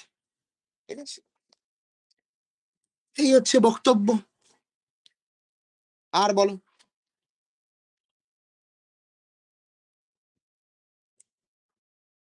এই ছবি দুটোও কিন্তু আমারই। ঠিক আছে, কপিরাইট। হ্যাঁ, এই ছিল গল্প। এবার আসছি আমরা, এখানে অনেকেই অ্যাপ্লাইড পড়েছে, আমরা ডেফিনেশন দিচ্ছি আইসোমেট্রি কাকে বলে। অ্যাপ্লাইড পড়েছে অনেকেই, তাই না? সেমিস্টার 6-এ রিজিড বডি বলে কোনো কিছু পড়েছো? রিজিড বডি, বা যারা অ্যাপ্লাইড পড়ছো এখন, রিজিড বডি, বা ফিজিক্সে ক্লাস 11-12-এ বা গ্রাজুয়েশনে নামটা শোনাস না? রিজিড বডি কাকে বলে? অ্যাপ্লাইডে খুব আছে। রিজিড বডিটা কি বেসিক্যালি? একটা একটা বডি আছে যেটা রিজিড। রিজিড কখন বলা হবে? যখন আমি বলছি ফোর্স অ্যাপ্লাই করার পরেও এটাকে ভেঙে ফেলা যাচ্ছে না, এর উপর ফোর্স অ্যাপ্লাই করলাম ভেঙে গেল না। এটা একটা পিওর ম্যাথামেটিক্যাল ডেফিনেশন আছে, খুব সুন্দর। ফোর্স অ্যাপ্লাই করলে ভাঙছে না, না যেরকম ছিল সেরকমই থাকছে। তা আমি বলছি এইখানে একটা পয়েন্ট আছে, এখানে একটা পয়েন্ট আছে, দুটো পয়েন্ট আছে, থাকেই একটা বডির ওপরে দুটো পয়েন্ট, কেন 10 কোটি কোটি পয়েন্ট আছে। পয়েন্টটাকে জয়েন করার জন্য একটা লাইনও আছে, এই লাইনটার একটা লেন্থও আছে, মানে সহজ কথায় দুটো পয়েন্টের মধ্যে ডিস্টেন্স আছে। এবার যদি আমি ফোর্স অ্যাপ্লাই করলাম, ঠিক আছে, ভেঙে গেল, তা দুটো পয়েন্টের মধ্যে ডিস্টেন্স বেড়ে গেল না, ভেঙে আলাদা আলাদা হয়ে গেল। বা হিট অ্যাপ্লাই করলি গলে গেল, মানে গলে গেল মানে কি, এরকম হয়ে গেল, তাহলে এখন দুটো পয়েন্টের মধ্যে ডিস্টেন্স বেড়ে গেল, হিট অ্যাপ্লাই করলি। ঠিক আছে, বেড়ে গেল। তাহলে ফোর্স অ্যাপ্লাই করার পরে ডিস্টেন্সের চেঞ্জ হচ্ছে দুটো পয়েন্টের মধ্যে, তার মানে বডিটা রিজিড নয়। ডিস্টেন্সের চেঞ্জ হচ্ছে না ফোর্স অ্যাপ্লাই করার পরে, তাহলে বডিটা হচ্ছে রিজিড। তাহলে আমার কাছে একটা ফাংশন আছে যেটা হচ্ছে এক্স থেকে ওয়াই, এখানে এক্স এ একটা মেট্রিক আছে d1, এক্স এ ওয়াই তে একটা মেট্রিক আছে d2, is called an isometry if and only if distance between দুটো point and distance between the point after applying the force is same. দেখো, এটা এই জন্যই রিজিড বডি হচ্ছে একটা আদর্শ এক্সাম্পল আইসোমেট্রিক। যে আমি একটা ফাংশন অ্যাপ্লাই করছি, সেটাকে আইসোমেট্রিক কখন বলছি? যখন দুটো পয়েন্টের মধ্যে ডোমেনে যে ডিস্টেন্সটা ছিল, আফটার অ্যাপ্লাইং দ্য ফাংশন যে ইমেজটা পাওয়া গেল তারা সেম, তাদের ডিস্টেন্সটা সেম, তাহলে এটাকে বলা হয় আইসোমেট্রি। আইসোমেট্রি বেসিক্যালি হচ্ছে আমাদের ডিস্টেন্স প্রিজার্ভিং ম্যাপ, যেটা মেট্রিকের আইডিয়াটাকে প্রিজার্ভ করা। ঠিক আছে,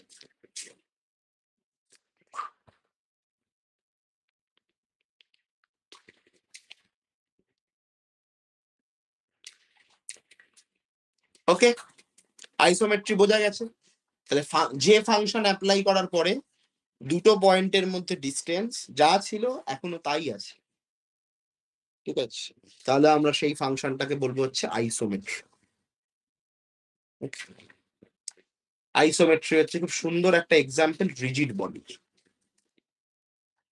এটা তো বিএসসি, আইসোমেট্রি তো এখন বিএসসি তেও আছে, তোমাদের তো এগুলো জানা উচিত, আমার মনে হয় জানো তোমরা। খুব সিম্পল এক্সাম্পল রিজিড বডির।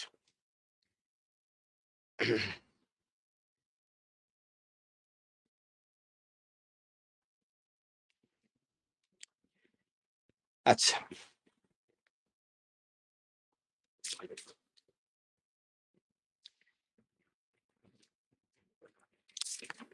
ছোট্ট করে ইউনিফর্ম কন্টিনিউটি ডেফিনেশনটা লিখিয়ে দিই।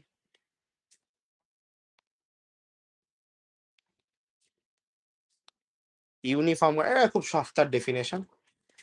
দুটো ফাংশন, একটা ফাংশন এক্স থেকে ওয়াই যাচ্ছে, এটা হচ্ছে d1, এটা হচ্ছে আমাদের d2, এটা হচ্ছে X Y belongs to capital X. দুটো আরবিটারি পয়েন্ট নিয়ে নাও, প্রত্যেকটা এপসিলন গ্রেটার দ্যান 0 হওয়ার জন্য there exist a delta depending on epsilon greater than 0। d1 ডোমেনে দুটো পয়েন্টের মধ্যে ডিস্টেন্স যদি লেস দ্যান ডেল্টা হয়, তাহলে তাদের ফাংশনাল ভ্যালুর যে ডিফারেন্স, ডিস্টেন্স, সেটা লেস দ্যান এপসিলন হবে। এটা সমস্ত এক্স এর জন্য সত্যি, তাই এটাকে আমরা বলবো ইউনিফর্ম কন্টিনিউইটি।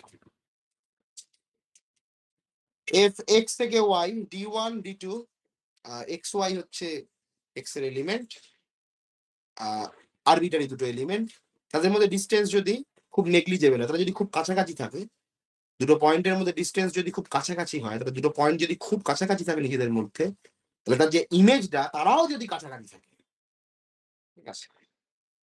নর্মালি কন্টিনিউইটি আর ইউনিফর্ম কন্টিনিউইটি বিশাল পার্থক্য আছে। দুটো পয়েন্ট যদি কাছাকাছি থাকে, তাদের ইমেজটা কাছাকাছি থাকবেই, এরকম কোনো গ্যারেন্টি কন্টিনিউইটিতে না, ঠিক আছে, ইউনিফর্ম কন্টিনিউইটি আছে। কন্টিনিউইতে পয়েন্টের যে ডিস্টেন্সটা, যে কাছাকাছি থাকার ব্যাপারটা পার্টিকুলার একটা পয়েন্টে, কারণ কন্টিনিউইটি হচ্ছে লোকাল প্রপার্টি, পাড়ার গুন্ডা। ইউনিফর্ম কন্টিনিউইটি হচ্ছে এই দাউদ ইব্রাহিম, মানে, ঠিক আছে, বিশাল বড়, মানে দেশে, রাজ্য, মানে পৃথিবী বড় একজন গুন্ডা বলতে পারিস। তো ফলে দুটো পয়েন্টের মধ্যে ডিস্টেন্স খুব কাছাকাছি আছে, ইমেজের মধ্যে ডিস্টেন্স কাছাকাছি থাকবেই, এই গ্যারান্টিটা কন্টিনিউইটি নেই। কন্টিনিউইটি সেই গ্যারান্টিটা কোথায় আছে? একটা পার্টিকুলার পয়েন্টের জন্য, যেমন না পার্টিকুলার পয়েন্ট সি, তার নেবারহুডে ডেল্টা নেবারহুড, মানে সেই সি এর কাছাকাছি যারা, তাদের জন্য এফ অফ সি এর কাছাকাছি এফ অফ এক্স আছে, যে কোনো সিটা আরবিটারি নয়। এটাই হচ্ছে কন্টিনিউইটির বড় একটা সমস্যা, এটাই কন্টিনিউইটির বড় একটা সমস্যা। ওকে, ইউনিফর্ম কন্টিনিউইটিতে এই ব্যাপারটা নেই। একটা ফাংশন আছে পিরিয়ডিক ফাংশন, জানিস? একটা পিরিয়ডিক ফাংশন এক্সাম্পল দিতে পারবি? Periodic function,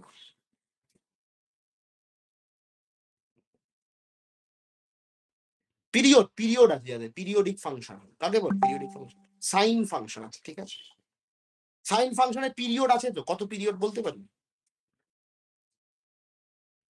2π।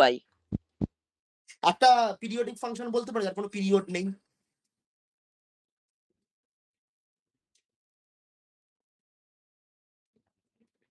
একটা পিরিয়ডিক ফাংশন বলতে পারবে যার কোনো পিরিয়ড নেই? সবাইকেই বলছি, একজন বলো বলো। constant function, constant function, periodic function, সব এলিমেন্টারি পিরিয়ড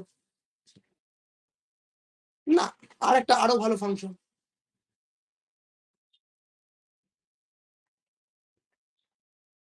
এটা আর একটু ভালো function, sine function periodic continuous, তাই তো? আমরা একটা রেজাল্ট জানি ইউনিফর্ম কন্টিনিউয়াস প্লাস পিরিয়ড, মানে কন্টিনিউয়াস প্লাস পিরিয়ডিক ফাংশন মানে হচ্ছে ইউনিফর্মলি কন্টিনিউয়াস ফাংশন। ছোটবেলাতে পড়েছি কন্টিনিউয়াস পিরিয়ডিক ফাংশন মানে হচ্ছে ইউনিফর্মলি কন্টিনিউয়াস। আমি বলছি একটা পিরিয়ডিক ফাংশন এটা কন্টিনিউয়াস নয়, এরকম কি একটা পিরিয়ডিক ফাংশন পাওয়া যাবে যেটা কন্টিনিউয়াস নয়? ফাংশন কন্টিনিউয়াস, ইউনিফর্মলি কন্টিনিউয়াস, একটা পিরিয়ডিক ফাংশন যেটা কন্টিনিউয়াস নয়। এনিওয়ান, কেউ চেষ্টা করবে? জানো, সবাই জানো, অ্যাকচুয়ালি সবাই কিন্তু তোমাদের গ্র্যাজুয়েশনে পড়েছে। কেউ একটা কন্টিনিউইটির আমার কোনো ক্রাইটেরিয়া নেই, জাস্ট পিরিয়ডিক হতে হবে, যার কোনো ফান্ডামেন্টাল পিরিয়ড নেই। এই যে সাইনের ফান্ডামেন্টাল পিরিয়ড আছে 2 পাই, কসের আছে, ওর কোনো ফান্ডামেন্টাল পিরিয়ড নেই।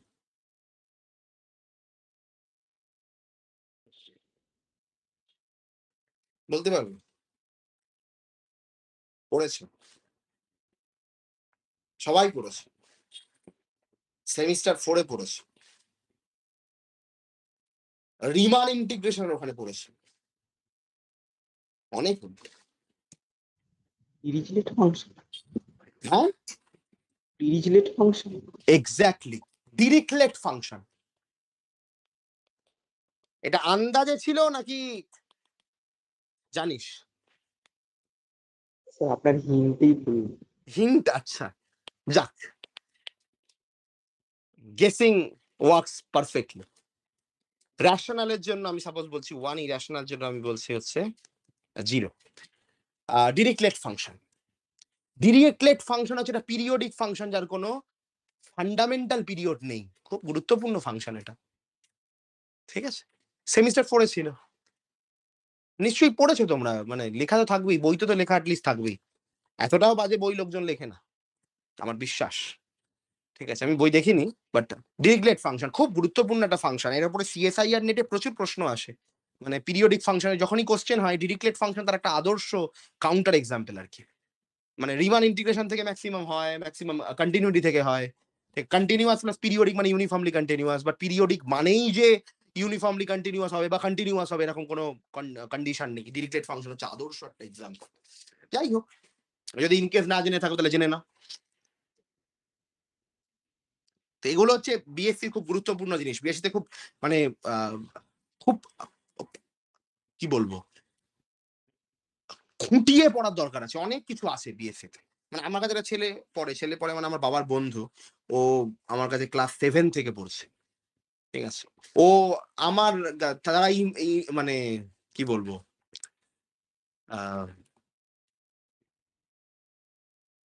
কি বলে, মোটিভেশন নিয়ে ম্যাথামেটিক্স অনার্সে ভর্তি হয়েছে, এখন সেমিস্টার 4-এ পড়ছে, ঠিক আছে?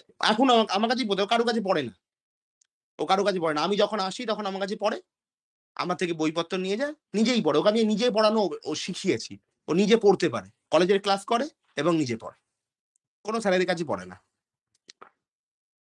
অ্যাপ্লাইড নয়, পিওর না। আমি যে আমাকে মানে আমি ওকে একদম ফুললি পড়াতে পারি না, কারণ আমার অত সময় নেই। ও আমাকে মাঝে মাঝে অনলাইনে আমি 1-2 ক্লাস নিয়ে নিই কোনো সাবজেক্ট বোঝাতে, ডাউট লাগলে। যেমন এবারে ওর মেট্রিক্স পেজ আছে, ফলে আমার মেট্রিক্সের রেকর্ডিংই ছিল বিএসসি, ফলে আমি ওটা দিয়ে দিয়েছি ওকে, ও পড়ছে, ঠিক আছে? ফলে খুব খুঁটিয়ে খুঁটিয়ে পড়ার দরকার আছে। 3-4টে বই, ওকে আমি শুধু মাপার বই না, ওকে আমি বাটলে সারবার থেকে পড়াই, রুডিন থেকে পড়াই, রুডিন পড়তে পারে, ঠিক আছে? ওর রিয়েল অ্যানালিসিস স্টার্টিং হয়েছে রুডিন দিয়ে। ওকে আমি মাপার বইতে, মানে আমি নর্মালি পুরো সিকোয়েন্সটা বুঝিয়ে দিলাম, ফার্স্টে সেট সিন আপ, তারপর বললাম মাপার বই থেকে এগুলো করিয়ে দিলাম, এক্সারসাইজটা পুরোটা সলভ করিয়ে দিলাম। 8 ঘন্টার কাজ। মাপার বই এক্সারসাইজ, আমার কোনো এক্সারসাইজ নয়, 2 ঘন্টার কাজ, কিছুই নেই ওতে। তো তারপরে আমি কি রুডিন এবং বাটলে সারবার, ও দুটো কিনতে বলেছিলাম, কিনে নিয়েছে। এখন রুডিনটা অনেকটা চেঞ্জ হয়েছে, বাটলে সারবারের বেশি আমার এমসিকিউ দিচ্ছে, ঠিক আছে? যাই হোক, তো খুব খুঁটিয়ে খুঁটিয়ে অনেক ইনফরমেশন আছে যেটা জানাটা দরকার, যেটা আমাদের কাজে লাগবে এখন। ফলে যদি তোমরা বিএসসি তে না পড়ে থাকো রুডিন বা বাটলে শারবার্ট, এখন পড়তে পারো, উল্টে পাল্টে দেখতে পারো, এমএসসি বুকসে দেওয়া আছে, বুঝতে পারছো না জিজ্ঞেস করো। মানে রুডিনের ওটা একদম প্রাইমারি বই, ওটাকে বলা হয় বেবি রুডিন, মানে ওটা কিছুই নেই অ্যাকচুয়ালি রুডিনে, ওটা খুব প্রাইমারি বই, বেবি রুডিন বলা হয় ওটা। খুব সামান্য জিনিস আছে ওতে, কিন্তু খুব গুরুত্বপূর্ণ জিনিস আছে এবং সহজ, কঠিন না। লোকজন না জিনিসটাকে ওভার রেটেড করে দিয়েছে বলে বলে খুব কঠিন খুব কঠিন, বাটলে শারবার্ট খুব কঠিন, কিন্তু কঠিন না, খুবই অর্ডিনারি বই, খুবই অর্ডিনারি বই, ঠিক আছে। এবং থিওরাম গুলো খুব কনসাইজ, মানে যতটুকুনি জানা দরকার ততটুকুনি থিওরাম, যতটুকুনি লেখা দরকার ততটুকুনি থিওরাম, অযথা সাজাইনি থিওরাম গুলো নিয়ে। মাপার বইয়ের অ্যাবস্ট্রাক্ট অ্যালজেব্রা তুমি টেস্ট ফর নরমালিটি থিওরাম দেখবে, 2 পাতা, 2 লাইনের থিওরাম, ঠিক 2 লাইন, ঠিক আছে, ঠিক 2 লাইনের থিওরাম ওটা, টেস্ট ফর নরমালিটি থিওরাম ঠিক 2 লাইনের, সেটাকে 10 পাতা করেছে, কি করা যাবে, মানে সরি 1.5 পাতা। তো অযথা হাজার, মানে ওই কারণের জন্য তোর পরীক্ষার হলে, মানে আমরা বলি যে অনার্সে পরীক্ষায় সময় পাওয়া যায় না, এত লেন্দি কোশ্চেন দেয়, সময় পাওয়া যায় না। আরে ক্যালকাটা ইউনিভার্সিটি তোমাকে বলেনি যে তুমি মাপার বই থেকে লেখো, এটাই হচ্ছে বড় ট্রিক। আমরা বড় বড় প্রুফ গুলো লিখতে যাই এবং বেরিয়ে আসি, কারণ আমাদের সময় থাকে না, কমপ্লিট করতে পারিনি, এবং আমরা ক্যালকাটা ইউনিভার্সিটি গালাগালি দিই, খিস্তি মারি, কি এত কম সময় এত বড় কোশ্চেন কেউ দেয়। অ্যাকচুয়ালি ক্যালকাটা ইউনিভার্সিটি বলছেই না তুমি মাপার বই থেকে লেখো, অত বড় প্রুফ লেখো, ঠিক আছে। এবং তার আদর্শ এক্সাম্পল হচ্ছে আমি, কারণ আমি পিওর তেমন ভাবে কারো কাছে পড়তে পারিনি, আমার স্ট্রোক হয়েছিল, ওই কারণের জন্য আমি পড়তে পারিনি, যেতে পারিনি, অনেক গল্প আছে। অ্যাপ্লাইডটা একটু পড়তে হয়েছিল, সেই সময় পিওর জন্য একটু ভর্তি হতে হয়েছে, কারণ অ্যাপ্লাইড এর পড়তে হলে যার কাছে পড়তাম তার জন্য পিওরের কাছে ভর্তি হতে হবে, এখন গল্প ছিল। তো যাই হোক, হোয়াট এভার দ্য রিজন, আমি অ্যাবস্ট্রাক্ট অ্যালজেব্রা এগুলো সবই, লিনিয়ার অ্যালজেব্রা, রিয়েল অ্যানালিসিস এগুলো সবই লিখতাম বাইরের বই থেকে, আমি নিচে লিখে দিয়ে আসতাম যে this proof is taken from abstract algebra Fraleigh, যাতে কেউ কাটার সাহসটা না করে, কাটতে গেলে এটা 2 বার হাত কাঁপবে, হ্যাঁ। আমি লিখে আসতাম, আমি প্রুফটা করতাম, 5 নম্বরের প্রুফ, 4 লাইন লিখলাম, দিয়ে নিচে লিখে আসতাম this proof is taken from the abstract algebra Fraleigh. এবং আমি বাড়িতে এসে নাম্বার কাউন্টিং করে নিতাম, আমাদের ফেল করলে মানে বড় ফেল, আমাদের পার্ট 1 পার্ট 2 ছিল তো, ফেল একটা পেপারে ফেল মানে আবার গোটা বছরটা নষ্ট, আর পরের বার পরীক্ষা দিতে পারবে না, সাপ্লি বলে কোনো গল্প নেই, আমি কোনোদিন কাটেনি। পরে আমি একজন আছে ইউনিভার্সিটি, আমি অনেককেই চিনি, এখন তাদের সাথে রেগুলার যোগাযোগও আছে, কারণ অনেকেই জানে আমি পড়াই, তো খবরাখবরও পাই, যেমন নতুন ইউজিসি সিলেবাসে কি আসতে চলেছে সব জানি, মাঝে 2-3 বার মিটিং হয়েছে, মিটিং এ কি হয়েছে, কে কি বলেছে, কে কাকে গালমন্দ করেছে সব জানি। তো তো তাদেরকে আমি জিজ্ঞেস করেছিলাম, তার মধ্যে একজন হেড অফ দ্য, উনি টেন্সার ডিফারেন্সিয়াল জিওমেট্রি এখন হেড অফ দ্য এক্সামিনার, কোশ্চেনও বানাতেন আগেন টেন্সারের, সৌমিত্র মুখার্জি, মনীন্দ্র কলেজের ছিলেন, খুব খুব বড় মাপের টিচার। তো আমি ওরা জিজ্ঞেস করি, হ্যাঁ এরকম লিখে আসবো যদি নাম্বার, মানে আমি যখন পড়ানো শুরু করলাম আর কি, 3rd ইয়ার পাস করার পরে, যখন আমি 3rd ইয়ার পড়ানো শুরু করলাম আফটার গ্রাজুয়েটিং ফ্রম ক্যালকাটা ইউনিভার্সিটি, তখন আমার স্টুডেন্টরা আমাকে জিজ্ঞেস করতো, তখন ওরা পার্ট 3 সিলেবাস ছিল, আমি শুধু পার্ট 3 পড়াতাম। তো আমাকে জিজ্ঞেস করতো যে দাদা তুমি এত ছোট লেখাচ্ছ, যদি নাম্বার না দেয়, এটা তো ভয় ছিল। ফলে আমারও আমি নাম্বার পেয়ে গেছি, এবার যদি বেচারা আমার স্টুডেন্টরা না পায়, তাহলে তো আমারই খারাপ লাগবে না। তো আমি সেই স্যারকে জিজ্ঞেস করেছিলাম, তো সেই স্যার আমাকে বললো, অনেক তুমি তুমি দেখে মনে হয় তুমি ভালো ছেলে, তুমি একটু বসো, আমি তোকে বুঝিয়ে বলি। তো উনি সেদিন ফাঁকাই ছিলেন, তো আমাকে জিজ্ঞেস করে আমাকে পুরো ডিটেলে ব্যাপারটা বললেন, কারণ উনি নিজে হেড অফ দ্য এক্সামিনার যেহেতু, কি করে মডারেটর হয়, কি করে কমন কোশ্চেন কমন পাওয়া যায়, আমি অনেককেই বলেছি গল্পটা কি, অ্যাকচুয়ালি লিখতে কি হয়, এটা হচ্ছে খুব গুরুত্বপূর্ণ নোটেশন। প্রথমত ম্যাথামেটিক্স এর নোটেশন লিখতে হয়, ইংলিশ লেখা, সাজ দ্যাটটাও FUCH লিখছি, এত বড় ইংলিশ লিখছি, আমি ইংলিশ লিখতে গেছি না অঙ্ক লিখতে গেছি ভাই, মাপার বইয়ের অত ইংরাজি লিখবো 10 পাতা ধরে, একদিন ক্লাস করে যাচ্ছি 15 পাতা লিখিয়ে আসছি, লেখা যায়? ইংলিশ লেখা মুখস্থ রাখো কেন? কেন? আমি তো এখন দায়ে পড়ে ইংলিশ লেখা, আমাকে বুঝতে পারবে না বলি, ঠিক আছে, নাহলে আগে আমি অ্যান্ড অরও নোটেশন ইউজ করতাম, ঠিক আছে, আমার পুরোনো লেকচার গুলো দেখতে পাবি নোটেশন ইউজ করতাম, টপোলজির লেকচার অনেকেই দেখেছি, দেখতে পাবি নোটেশন ইউজ করতাম, শুধু নোটেশন।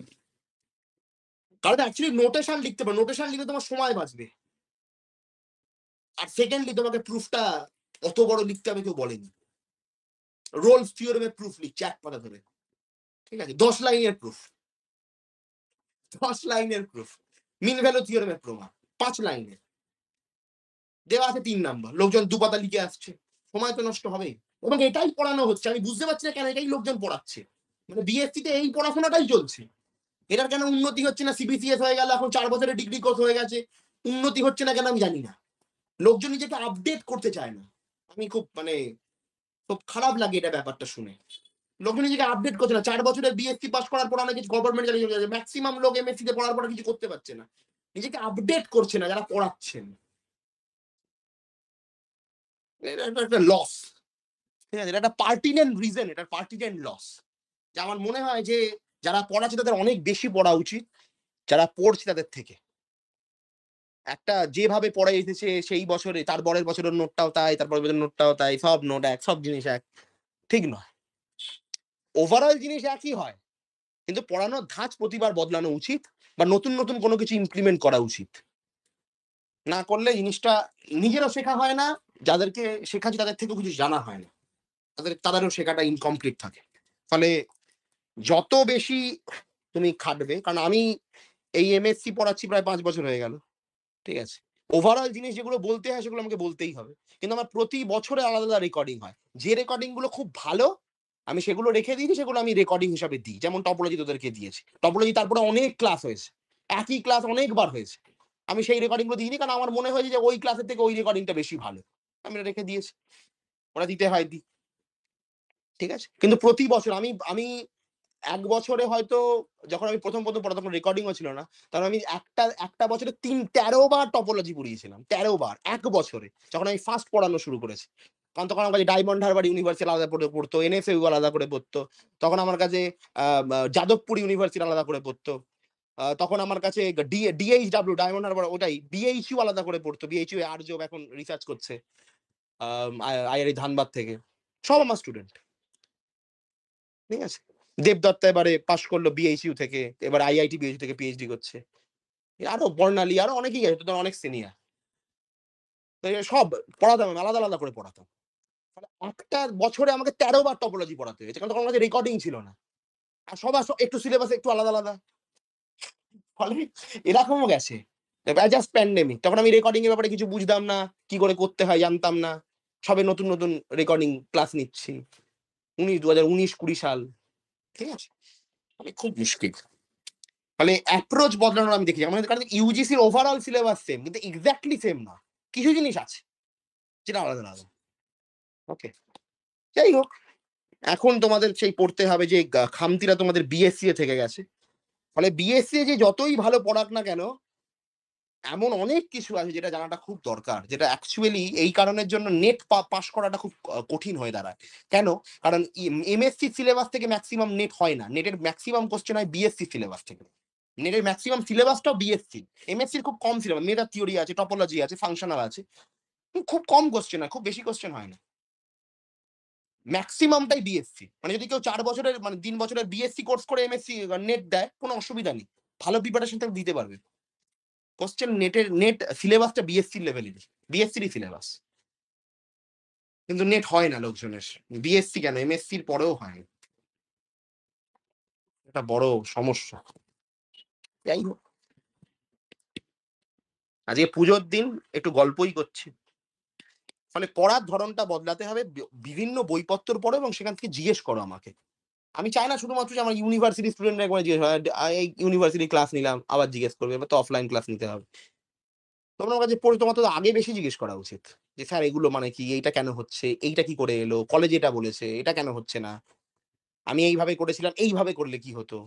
যত রকম ভাবে জিজ্ঞেস করবে, দেখবে যত তোমার তত ভাবনার পরিধিটা বাড়বে, তত তুমি ওপেনলি লিখতে পারবে, ঠিক আছে।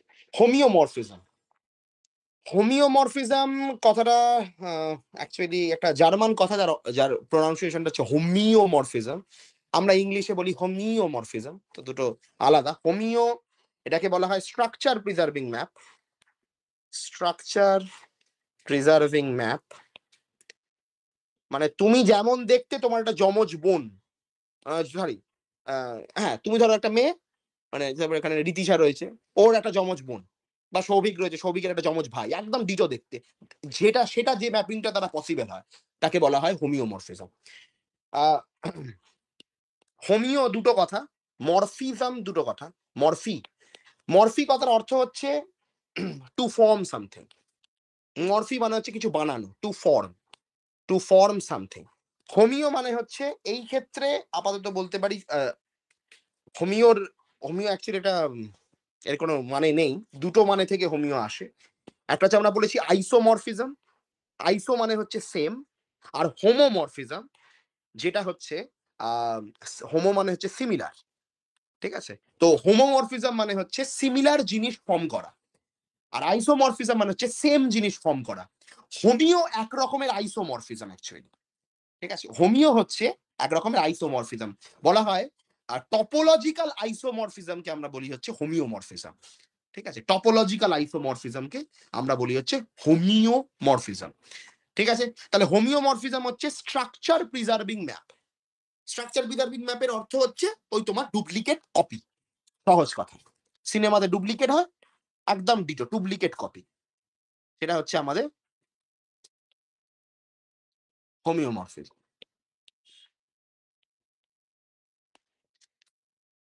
এবার আমরা জানি যে হোমোমরফিজম, আইসোমরফিজম, হোমিওমরফিজমের পারপাস কি, কেউ বলতে পারবে? এই যে মরফিজম গুলো তোমরা পড়েছো, এর পারপাসটা কি, এরা কি করে? স্ট্রাকচার প্রিজার্ভ করে, তো আমি বললাম, মানে কি ভাবে স্ট্রাকচার প্রিজার্ভ করে? এনিওয়ান, কেউ বলবে?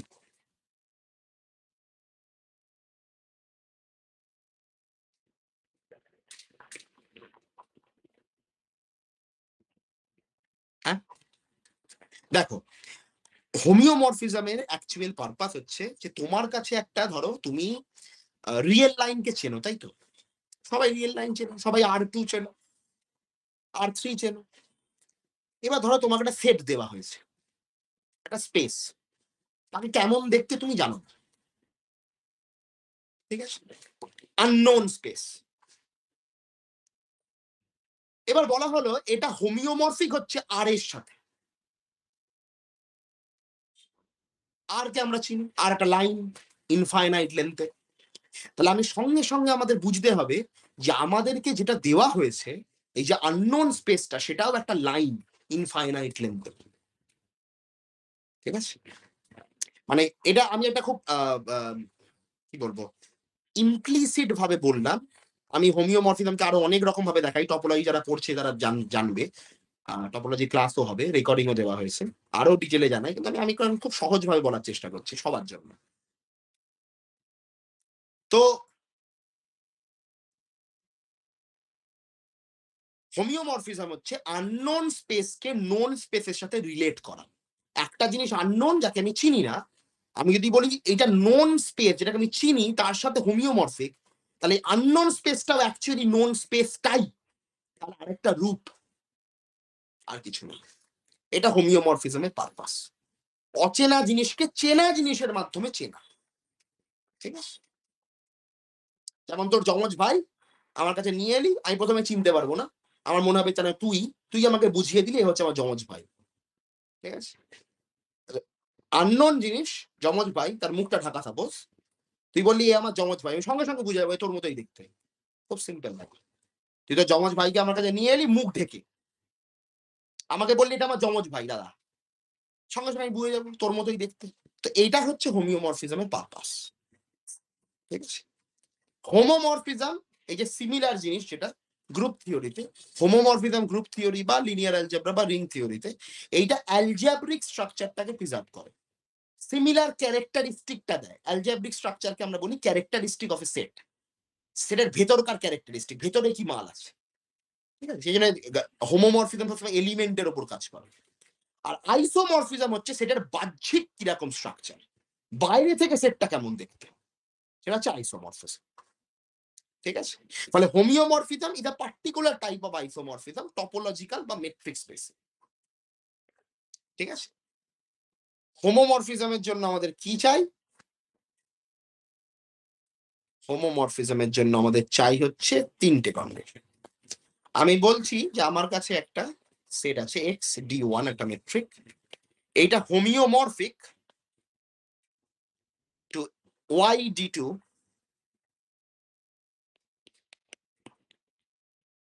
if and only if যদি একটা ফাংশন থাকে, ফাংশন ফার্স্ট, কি কি স্ট্রাকচার প্রিজার্ভ করতে হবে? প্রথমে সেটের স্ট্রাকচারটাকে প্রিজার্ভ করতে হবে। সেট মানে এক্স এবং ওয়াই, মানে ফাংশনটাকে এক্স থেকে ওয়াই বাইজেক্টিভ প্রথমে হতে হবে। সবার আগে সেটের ইনফরমেশন, কারণ কি কি ইনফরমেশন আছে? সেট আছে আর মেট্রিক আছে। তাহলে সেটকে প্রথমে প্রিজার্ভ করতে হবে। সেটকে প্রিজার্ভ করবে কে? সেট থিওরিটিক্যাল আইসোমরফিজম বা বাইজেকশন। প্রথমে সেটকে প্রিজার্ভ করবে, সেটের আইডিয়াকে প্রিজার্ভ করতে হবে। সেকেন্ড হচ্ছে মেট্রিকের আইডিয়া। সেট প্রিজার্ভ হয়ে গেল, আবার মেট্রিক, মেট্রিক বা ডিস্টেন্স ফাংশন বা টপোলজি, যা ইচ্ছা হতে পারে। সেখানে কি আছে? ডিস্টেন্স ফাংশনের মধ্যে কি আছে? ওপেন বল, ওপেন বল, ঠিক আছে, ওপেন সেট আছে, এগুলো আছে। তাহলে আমাকে ওপেন বল বা ওপেন সেটকে আমাকে প্রিজার্ভ করতে হবে। তাহলে হতে হবে কন্টিনিউয়াস, যাতে ওপেন সেটকে প্রিজার্ভ করে। ঠিক?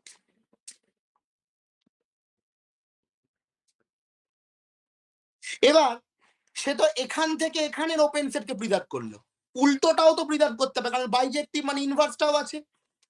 তাই ইনভার্সটাকেও আমাদের হতে হবে কন্টিনিউয়াস ইনভার্স, এটা হতে হবে।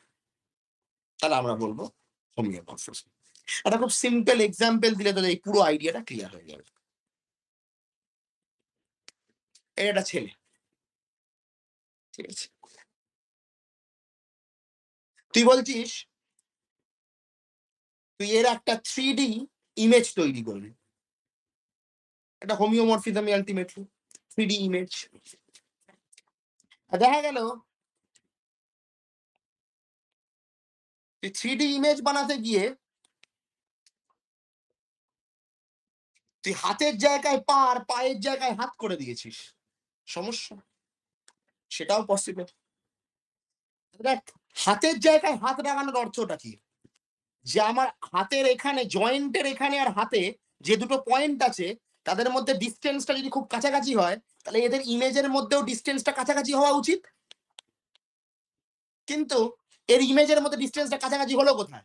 হাতের জয়েন্ট আর হাত, হাত পায়ের জায়গায় লেগে থাকলে ডিস্টেন্স কাছাকাছি হবে না।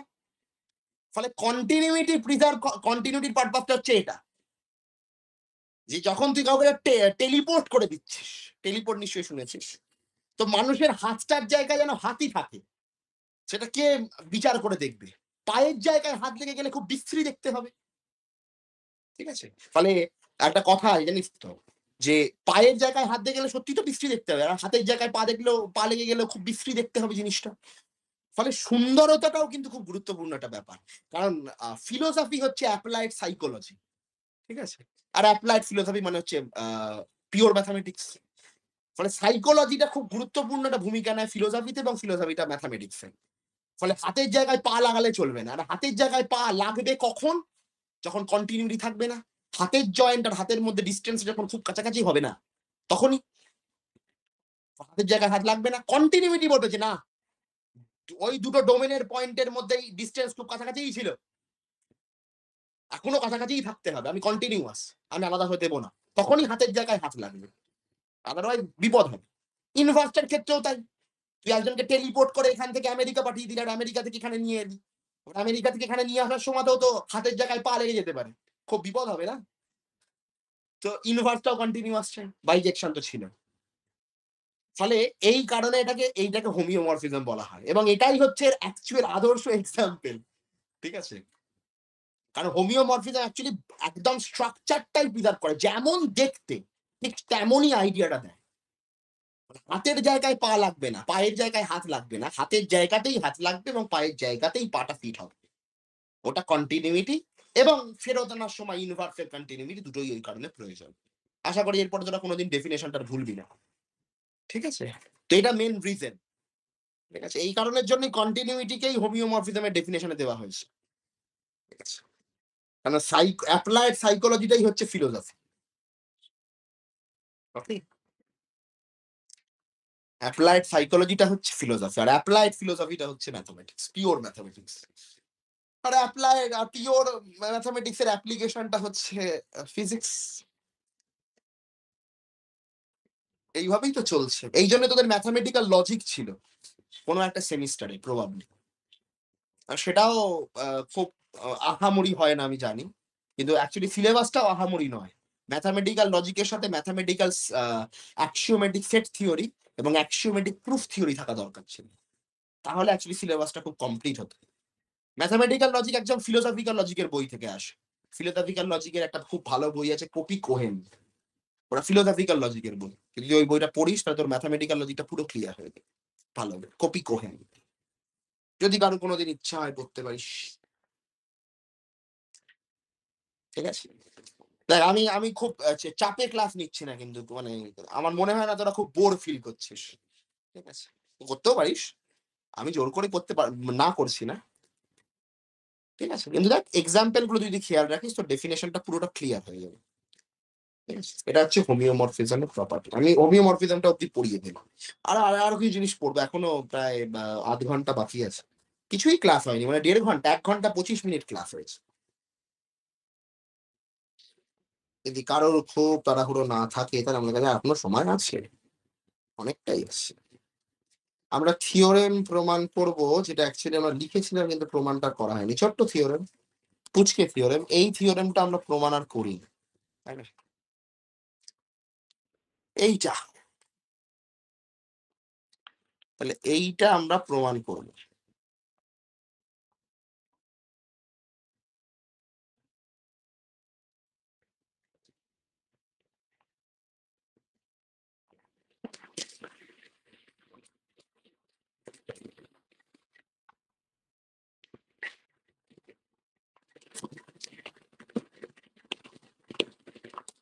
এই জন্য কালকে এই ক্লাসটা নিয়ে নেবে জানিস তো, কিন্তু আমার কিছুদিন ধরে একদম ঘুম হচ্ছে না, একদমই ঘুম হচ্ছে না আমার। গতকাল রাতে ঘুম এলো হচ্ছে আহ রাত প্রায় 3টে নাগাদ। অ্যাকচুয়ালি এর কারণটাও আছে। আমার রিসার্চটা নিয়ে আমি একটু খুব বেশি আহ, ব্যস্ত হয়ে পড়েছি। এটাই হচ্ছে মেন সমস্যা, আর কিছু না। তাহলে এটাই একটা মেন প্রবলেম, যার জন্য আমার ঘুমটা আসছে না এখনো। আমার টোটাল 4টে পেপার হলো, যার মধ্যে 3টে পেপার রয়েছে অনলাইনে, আর একটা পেপার রয়েছে আমার সুপারভাইজারের কাছে। আর একটা পেপারও আমি কালকে কিছুটা লিখেছি, ঠিক আছে? তার মানে আইডিয়া প্রায় 11খানা পেপারের আমার কাছে আইডিয়া রয়েছে, 11টা আইডিয়া, ঠিক আছে? এবং 11টা আইডিয়ার পরে আমি কিছু কিছু কাজ করে রেখেছি, যে আইডিয়াটা সত্যি কাজ করবে কিনা সেটা ভেবে রেখেছি, ঠিক আছে? তো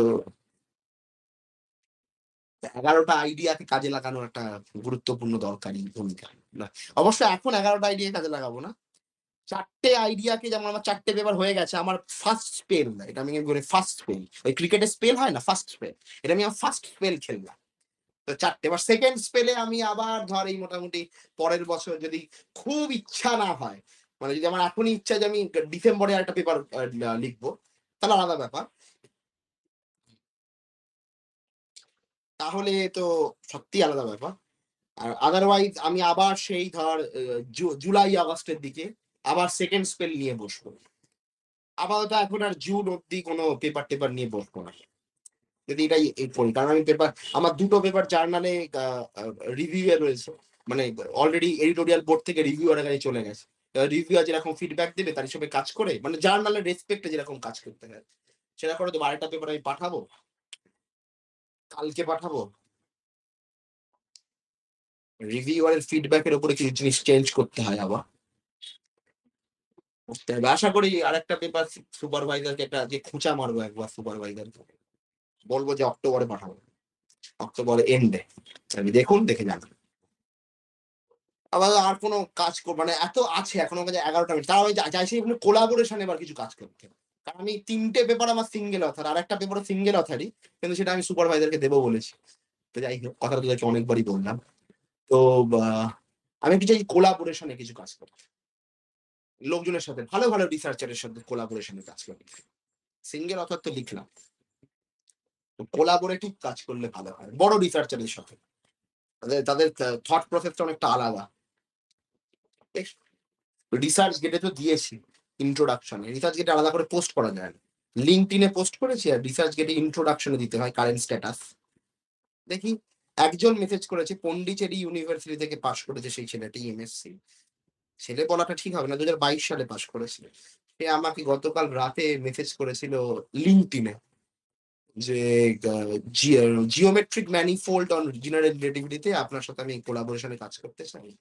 এখন তার কোনো রিপ্লাই দিইনি, তার থেকে আমি একটা প্রপোজাল চাইবো যে আপনি কেমন ভাবে কাজ করার কথা ভাবছেন, যে সেটা আমার আইডিয়ার সাথে ম্যাচ করে তাহলে তার সাথে কাজ করবো। কিন্তু এরা সব amateur বলা হয় দেখছি। আমি actually একটা প্রফেশনাল রিসার্চার চাইছি। খুব মানে অনেকগুলো রিসার্চ করে তার কমসে কম 1000 সাইটেশন বা 500 সাইটেশন,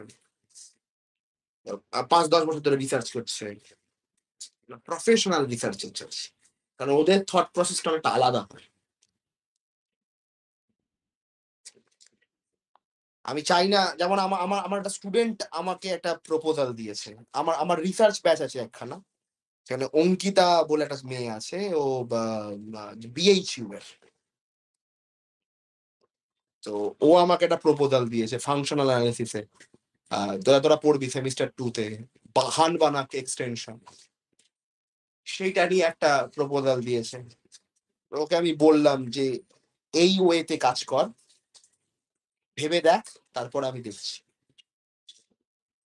ও হিলবার্ট স্পেসে বলছিল পার্টিকুলারলি, আমি ওকে বললাম হিলবার্ট পার্টিকুলার কেস নিয়ে নয়, সাফিসিয়েন্ট একটা জেনারেল সাফিসিয়েন্ট কন্ডিশন জেনারেলাইজ স্পেসে বানাতে হবে। হিলবার্ট স্পেসটা পার্টিকুলার বানানোর চেষ্টা করছি, তাহলে ওর সাথে একটা হবে।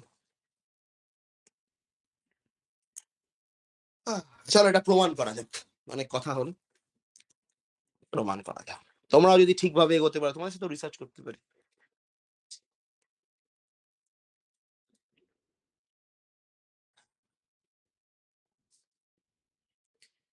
সহজ রিসার্চ, সহজ কাজ, প্রুফটা necessary, necessary criteria, if and only if যেহেতু ছিল নেসেসারি কন্ডিশন। এটা তোমরা বিএসসি তেও করেছো, এইবারও প্রুফটা আছে। F be continuous on X, X A এটা ফাংশনটা কন্টিনিউয়াস, জি হচ্ছে সাবসেট অফ ইউ এবং জি হচ্ছে ওপেন সেট। ঠিক আছে, এটা আমরা ধরে নিয়েছি, কোডোমেনের ওপেন সেট ধরতে হবে।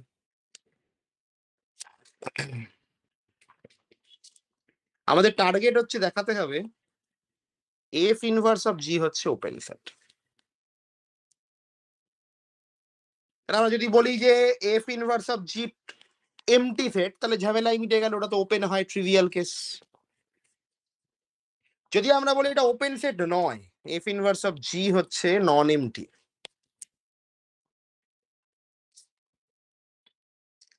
X belongs to F inverse of G B arbitrary. ঠিক আছে, তাহলে নন এমটি মানে ওপেন সেট দেখাতে হবে, মানে কি প্রত্যেকটা পয়েন্টকে ঘিরে একটা ওপেন বল আছে। সিম্পল কাজ, একটা আরবিটারি পয়েন্ট নিয়ে নিলাম, এবার এফটাকে আমি এই সাইডে নিয়ে চলে আসছি। এফ যদি জি এর প্রি ইমেজে আছে, তার মানে ওটার ইমেজটা তোরা এক্ষুনি বলেছিস একটু আগেই, এফ অফ এক্সটা জি হবে, হোয়ার জি ইজ ওপেন। এখন জি যেহেতু ওপেন, তাহলে আমি একটা এপসিলন পাবো বা ওই আর পাবো আর কি, এখানে এপসিলন রেডিয়াস নিচ্ছি, সেটা জি এর ভেতরে কন্টেন্ট হবে। ঠিক আছে, কারণ জি ওপেন সেট, তার মানে একটা পয়েন্ট, যে কোনো তার প্রত্যেকটা পয়েন্টকে ঘিরে, আমি ভুল করলাম একটুখানি, তার প্রত্যেকটা পয়েন্টকে ঘিরে আমি একটা ওপেন বল পাবো, যেটা ওর ভেতরে কন্টেন্ট হচ্ছে এইটা। ঠিক আছে, সিন্স এফ ইজ কন্টিনিউয়াস, তাহলে কন্টিনিউইটির জন্য এই এপসিলনটার উপর ডিপেন্ড করে একটা ডেল্টা গ্রেটার দ্যান 0 পাবো।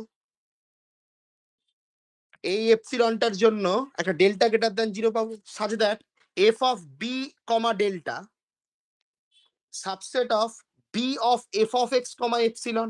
তাই তো, এটাই তো হয়। দুটো পয়েন্টের মধ্যে ডিস্টেন্স যদি লেস দ্যান ডেল্টা হয়, আমি আরেকটু ভুল লিখলাম,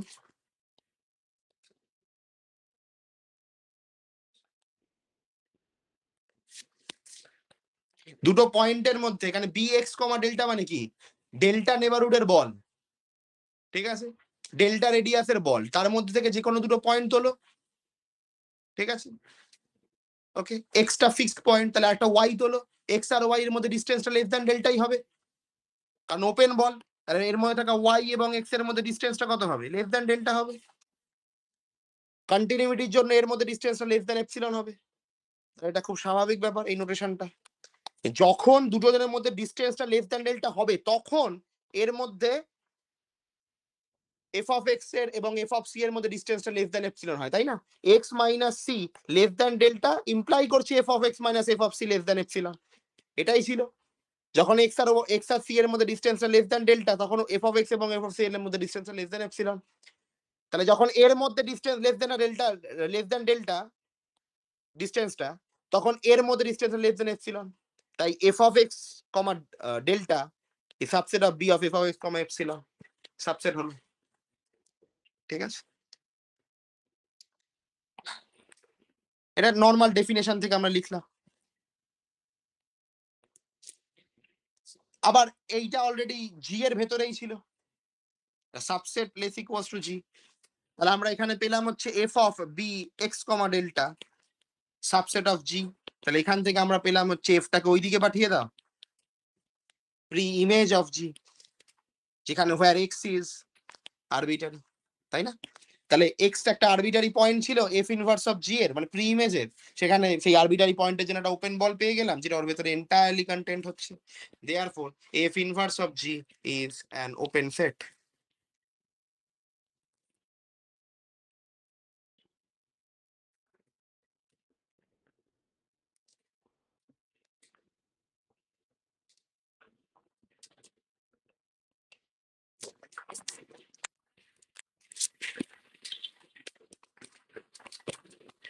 সাফিসিয়েন্ট কন্ডিশন। আমরা বলছি let the hypothesis hold, let the hypothesis hold, x belongs to capital X be arbitrary and epsilon greater than 0. Hypothesis hold মানে আমরা বলছি যে ওপেন সেটের প্রি ইমেজ ওপেন হয়। এখন কন্টিনিউটি দেখাতে হবে। তাহলে আমরা বলছি একটা এক্স নিয়ে নিলাম আরবিটারি, এপসিলন গ্রেটার দ্যান 0। তাহলে আমরা বলতে পারি B F of X comma epsilon subset of Y is open. তার জন্য আমরা কি বলতে পারবো? Pre image of B X F of X comma epsilon is open, তাই না? ওয়াই তে যেটা ওপেন তার ঠিক প্রি ইমেজটা এক্স এ ওপেন। এটাই হাইপোথিসিস, দেখাতে হবে ফাংশনটা কন্টিনিউয়াস। এটাই আমাদের হাইপোথিসিস। খুব বাজে, এই এপসিলনটা সত্যি পঙ্গু হয়ে গেছে, ভালো এপসিলন সে এটা।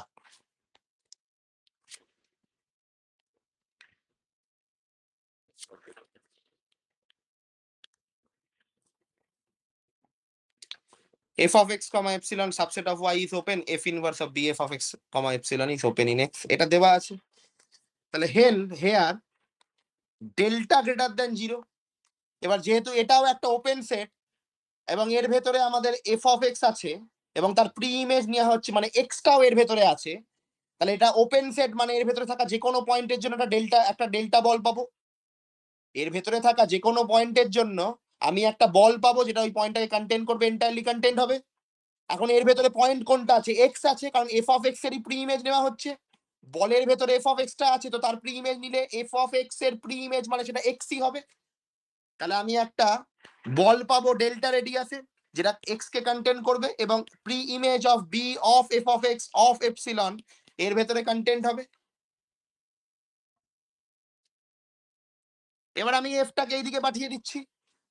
তাহলে F of B X comma delta subset of B F of X comma epsilon হবে। Therefore, f is continuous at x, where x belongs to capital X is arbitrary.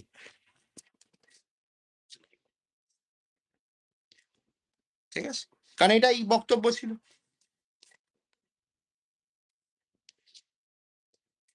bx comma delta এটাই তো বক্তব্য। দুজনের মধ্যে ডিস্টেন্সটা delta, তার মানে ওদের মধ্যে ইমেজের ডিস্টেন্সটা এপসিলন। ভালো করে দেখ, এখানে অনেকে বলবে এইটা কি হয়ে গেল? F of ball of F, এটা কি মানে দাঁড়াচ্ছে? মানে যখন এক্স এবং ডেল্টার মধ্যে এক্স এবং ওয়াই এর ভেতরে কি আছে, এক্স এবং ওয়াই আছে, তার মধ্যে ডিস্টেন্সটা কত, লেস দ্যান ডেল্টা। তা দুটো পয়েন্টের মধ্যে ডিস্টেন্স লেস দ্যান ডেল্টা, তার উপরে যখন তুমি ম্যাপিংটা লাগাচ্ছ তখন এফ অফ এক্স এবং এফ অফ ওয়াই, কারণ এর ভেতরেই কন্টেন্ট হচ্ছে, তাই এখানে তুমি এফ অফ এক্স এবং এফ অফ ওয়াই পাবে, ডিস্টেন্সটা লেস দ্যান এপসিলন হয়ে যাবে, তাই না? এটাই তো ডেফিনেশন ছিল। দেখো, যখন এক্স আর ওয়াই এর মধ্যে ডিস্টেন্সটা লেস দ্যান ডেল্টা এবং সেই এক্স ওয়াই এর উপরে তুমি ম্যাপিং চালালে, এটা হচ্ছে সেই ম্যাপিংটা, এটা হচ্ছে সেই ম্যাপিংটা চালালে, তখন তার যে ইমেজ পেলে সেটা ওর ভেতরে কন্টেন্ট হচ্ছে, প্রথমত সাবসেট হচ্ছে, কোনো অসুবিধা নেই। এবার ইমেজটা কি হবে, এখানে এক্স ওয়াই এর উপর চালিয়েছে, এখানে ইমেজের ভেতরে কি পাবে, ইমেজ সেটের ভেতরেই কন্টেন্ট হয়, কিন্তু কন্টেন্ট না হলে পেতে না, এর ভেতরে কন্টেন্ট হচ্ছে তাই পাচ্ছ। F of X F of Y পাবে, কার থেকে ছোট, এপসিলনের থেকে ছোট, তাহলে এক্স আর ওয়াই এর মধ্যে ডিস্টেন্সটা less than delta, F of X এবং এফ অফ ওয়াই এর মধ্যে ডিস্টেন্সটা লেস দ্যান এপসিলন। ঠিক আছে, যখন এক্স ওয়াই এর মধ্যে ডিস্টেন্সটা লেস দ্যান ডেল্টা ছিল, তখন তুমি ফাংশনটা অ্যাপ্লাই করার পরে, অ্যাপ্লাইটা করা হলো এখানে, অ্যাপ্লাইটা এখানে করা হলো, তখন তুমি তাদের মধ্যে ডিস্টেন্সটা কি পেয়ে গেলে, লেস দ্যান এপসিলন। এটাই তো কন্টিনিউটি ডেফিনেশন। এক্সটা এখানে ফিক্স ছিল, তাই লিখে দাও F is continuous at x, এই যে এক্সটা আরবিটারি ছিল, মানে কাজ শেষ। গোটা জায়গাতে, গোটা ইন্টারভালেই মানে গোটা ডোমেনেই continuous, F X to Y continuous, proof শেষ। ছোট্ট প্রুফ, সহজ প্রুফ, দেখে না।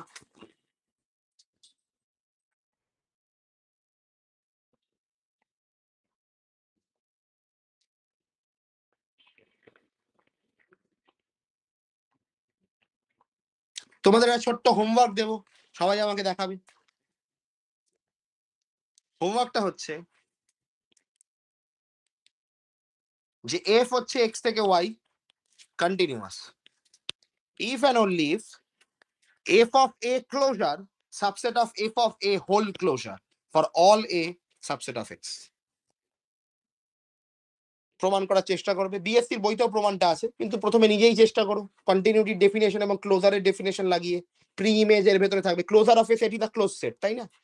Closure of a set is a close set, ফলে আমি অলরেডি বলেছি ওপেন সেটের প্রি ইমেজ ওপেন হতে হবে, তোমাকে এখানে দেখাতে হবে ক্লোজ সেটের প্রি ইমেজ ক্লোজড হচ্ছে, এটাই গল্প এখানে, আর কিছুই না।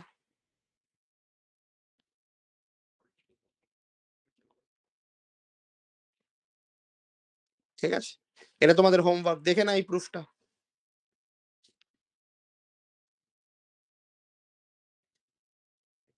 দেখে না,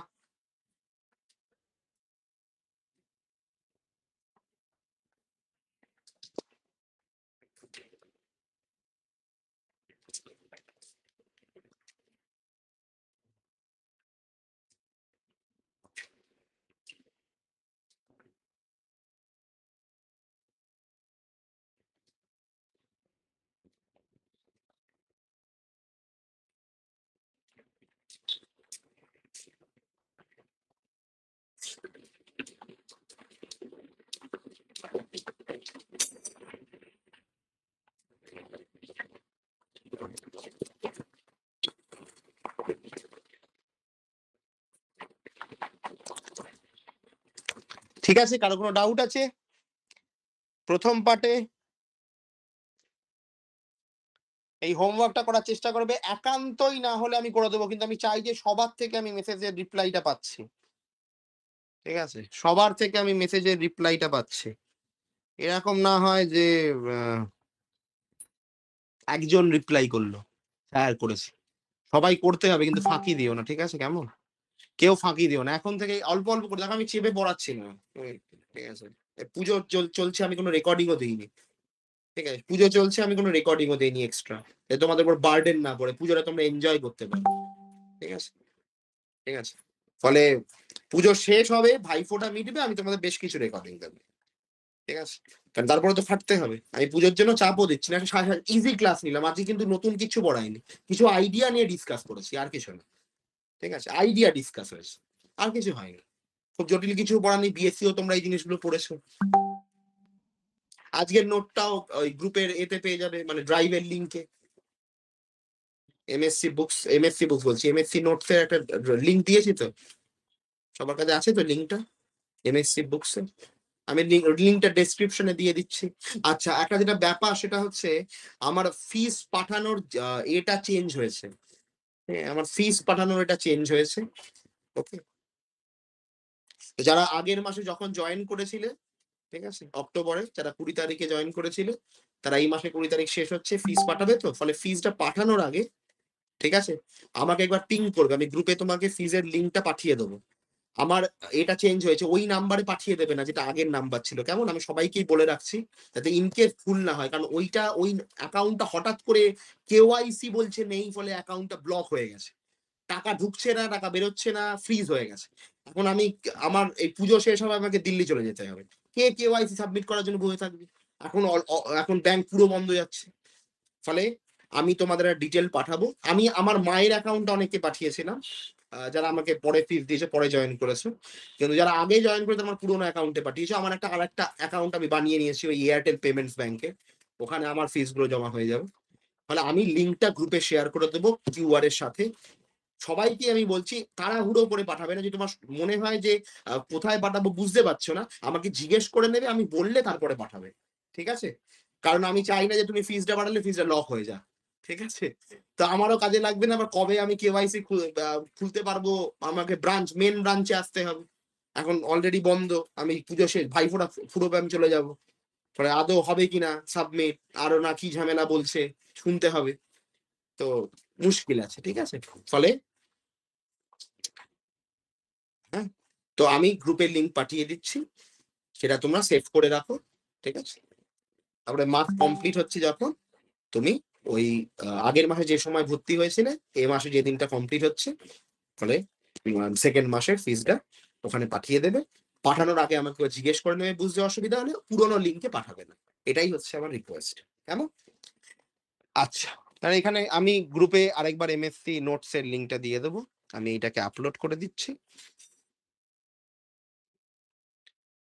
এখানে তোমাদের এটা হয়েছে 2025, এইটা না, এখানে রিয়েল অ্যানালিসিস আছে, এখানে আমি মেট্রিক্স স্পেসটা আলাদা করে, এটা মেজার থিওরি ছিল, তো এটাকে মেট্রিক দিয়ে দিচ্ছি, এখানে এটাকে আমি আপলোড করে দিলাম। আমি আরো কিছু রেকর্ডিং দেবো, কালী পুজো ভাইফোঁটাতে দিচ্ছি না, রেকর্ডিং গুলো পাঠিয়ে দিলে দেখে নেবে, এবং তারপর আমি ডাউটের ক্লাস নেবো বেশ কিছু, ঠিক আছে? আর ইতিমধ্যে কালী পুজো আর ভাইফোঁটার মধ্যে একটা গ্যাপ থাকে, যদি ক্লাস নেওয়া সম্ভব হয় নেবো, আমি জানাবো, না থাকলে ভাইফোঁটার পরে বলছি নেবো। হ্যাঁ দাদা হ্যাঁ, দাদা বলছিলাম যে বই যেগুলো দিবে আর এক্সট্রা কিছু বই কিছু কিনতে হবে পড়ার জন্য। এই মুহূর্তে বই কেনাটা খুব দরকার নয়, তুমি প্রিন্ট আউটও করে নিতে পারো। এমএসসি বুকসের আমি লিঙ্ক গুলো দিয়েছি, তার ভিতরে তো এই মুহূর্তে কমসে কম জেন গুপ্তা জেনের বইটা দরকার মেজারের জন্য, সেটাও এমএসসি বুকসে দেওয়া আছে অ্যানালিসিসের মধ্যে, ঠিক আছে? ওখান থেকে দেখে নিতে পারিস। লাস্ট ক্লাসে আমি 3টে বই রয়ডান এবং জেন গুপ্তা জেন এবং জিডি বার্রার 3টের বই থেকেই বলে দিয়েছি। 3টে আমাকে একটু বই পাঠিয়ে দেবে দাদা, মানে আমি ক্লাসগুলো জয়েন ছিলাম না, তো ওগুলো আমি তো পরে জয়েন করেছি তোমাদের। রেকর্ডিং তোকে তো আমি যতগুলো দিয়েছিলাম পুরোটাই ওটা, তারপরে তুই লাস্ট গ্রুপে একটা রেকর্ডিং পাঠিয়েছিলাম, সেটা তো তুই দেখেছিস বোধহয় নিজেই। হ্যাঁ হ্যাঁ হ্যাঁ, ওইগুলোই। হ্যাঁ, পুরো 5টা রেকর্ডিং ওইটাই। আর এমএসসি বুকসটা তোকে আমি হোয়াটসঅ্যাপে প্রবাবলি তোর হোয়াটসঅ্যাপ চ্যাটে পাঠিয়ে দিয়েছিলাম, আচ্ছা আচ্ছা, ঠিক আছে? আর এমএসসি নোটসটা আমি আরেকবার পাঠিয়ে দিচ্ছি, ঠিক আছে? ঠিক আছে দাদা। ঠিক আছে, আজকে রেকর্ডিংটা আমি দিয়ে দেবো, প্রিলিমিনারি ক্লাস, খুব বেশি কিছু পড়াইনি। আর আমি বলে দেবো আমাকে যে কাজ করা ছেলেটাকে কিছু রেকর্ডিং পাঠিয়ে দেওয়ার জন্য, 2-3 দিনে পাঠিয়ে দেবে, তোরা ভাইফোঁটার পর থেকে দেখিস, ঠিক আছে?